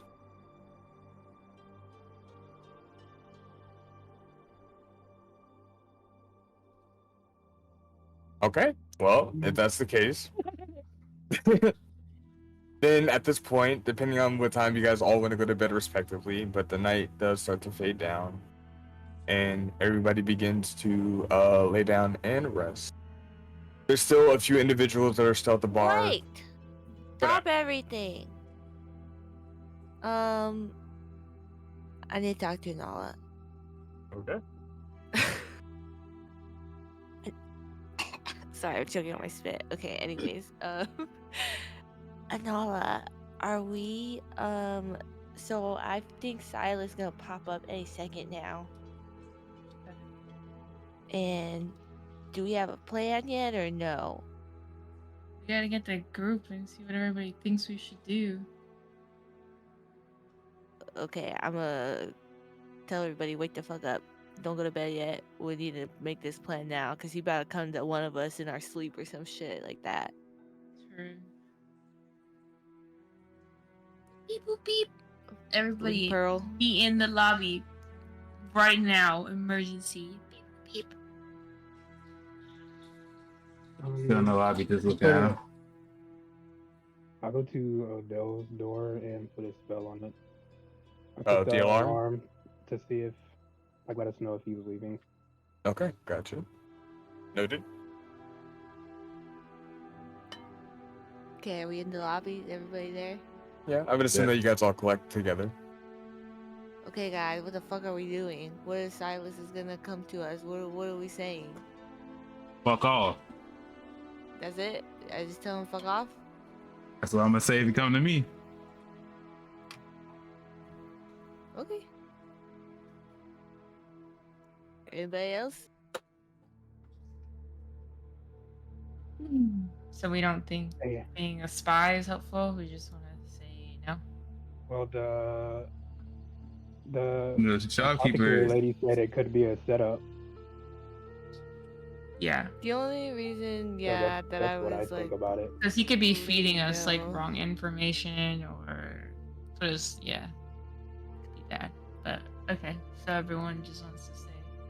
I don't know. No. Are we sure? I feel like this is a pretty big opportunity for us to give up I'm if it positive. actually works. But let's be real here. Like we're gonna, if we say yeah, is he really just is gonna trust us? Like we're really just gonna No. be all of a sudden in the best position under him? I don't think so. He knows that we don't want to kill Odell because of the unleash him, but he wants to unleash him.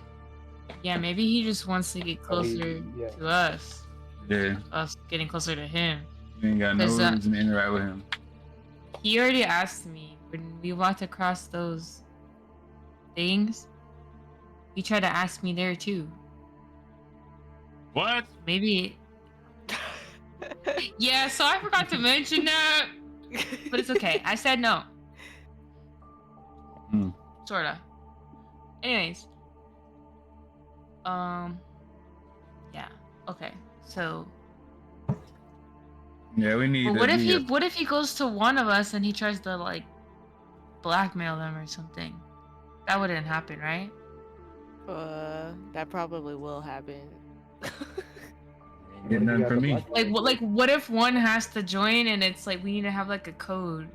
Like if he tries to blackmail one, like you have to work for me, but don't tell your group or some crazy shit like that, right? So we need another code word.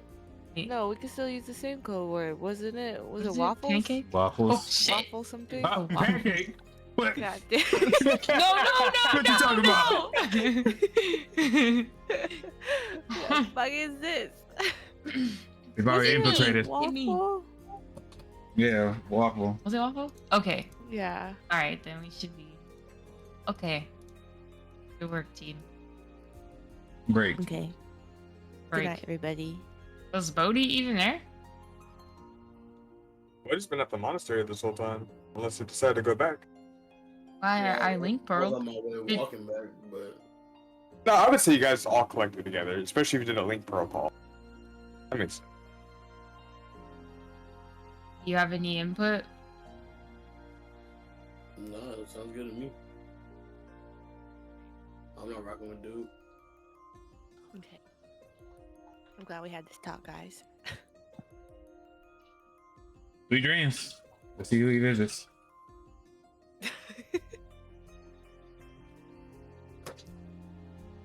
So, if everybody's done, everybody heads to bed, their respective rooms. Wait. Mhm. I need to talk to Lyra. You alright? Without the girl. a little stressed about something that was said.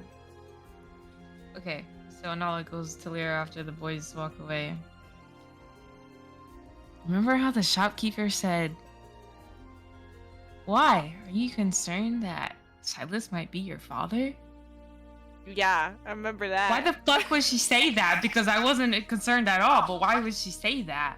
I don't know. It's your dad. You got something to tell me? I don't know, but if that's the case, are you gonna kill me? Are you gonna try to kill me? No, I feel like he's trying to. That's why he asked you earlier. You said he just asked you earlier, right? When you were crossing those bridges to come be or to be his helper. He probably wants you to be his like best friend under him or something. Maybe you're gonna be the next, like his successor. Huh. Yeah, I think you got some real daddy issues here, but that's okay. Bet. He walks away with the attitude. But 10 out of 10, he's your dad. No, he's not!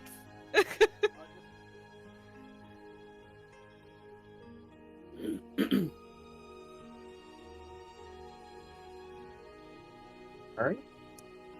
So, everybody beds down for the night, gets their proper rest. The feeling in the air is one of a rather good night. You guys have finally made it through. And though there's a large city here to explore and discover if you wish to, there's plenty of secrets that are still being uncovered. Questions that still have yet been answered. At this point, you guys all bed down, get your long rest, Yeah. and we call it here for the night. Boo. Did you say boo? Yeah.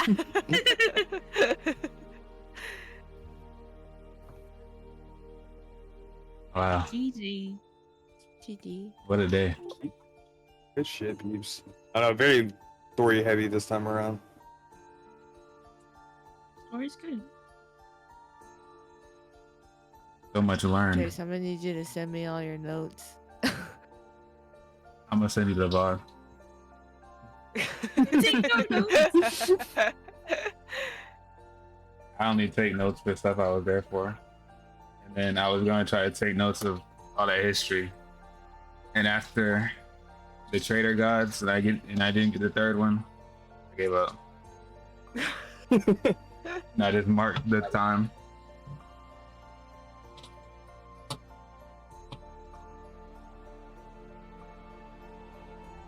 GG's.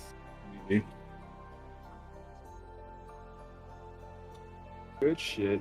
But next time we'll probably dive a little bit deeper, see what's going on. But you guys are just waiting to be summoned at this point. So Bet. good shit, peeps. Hell yeah. You said everybody who's watching out of here. You'll get more next week. Alright. I gotta go to bed. I gotta work. Buenas noches.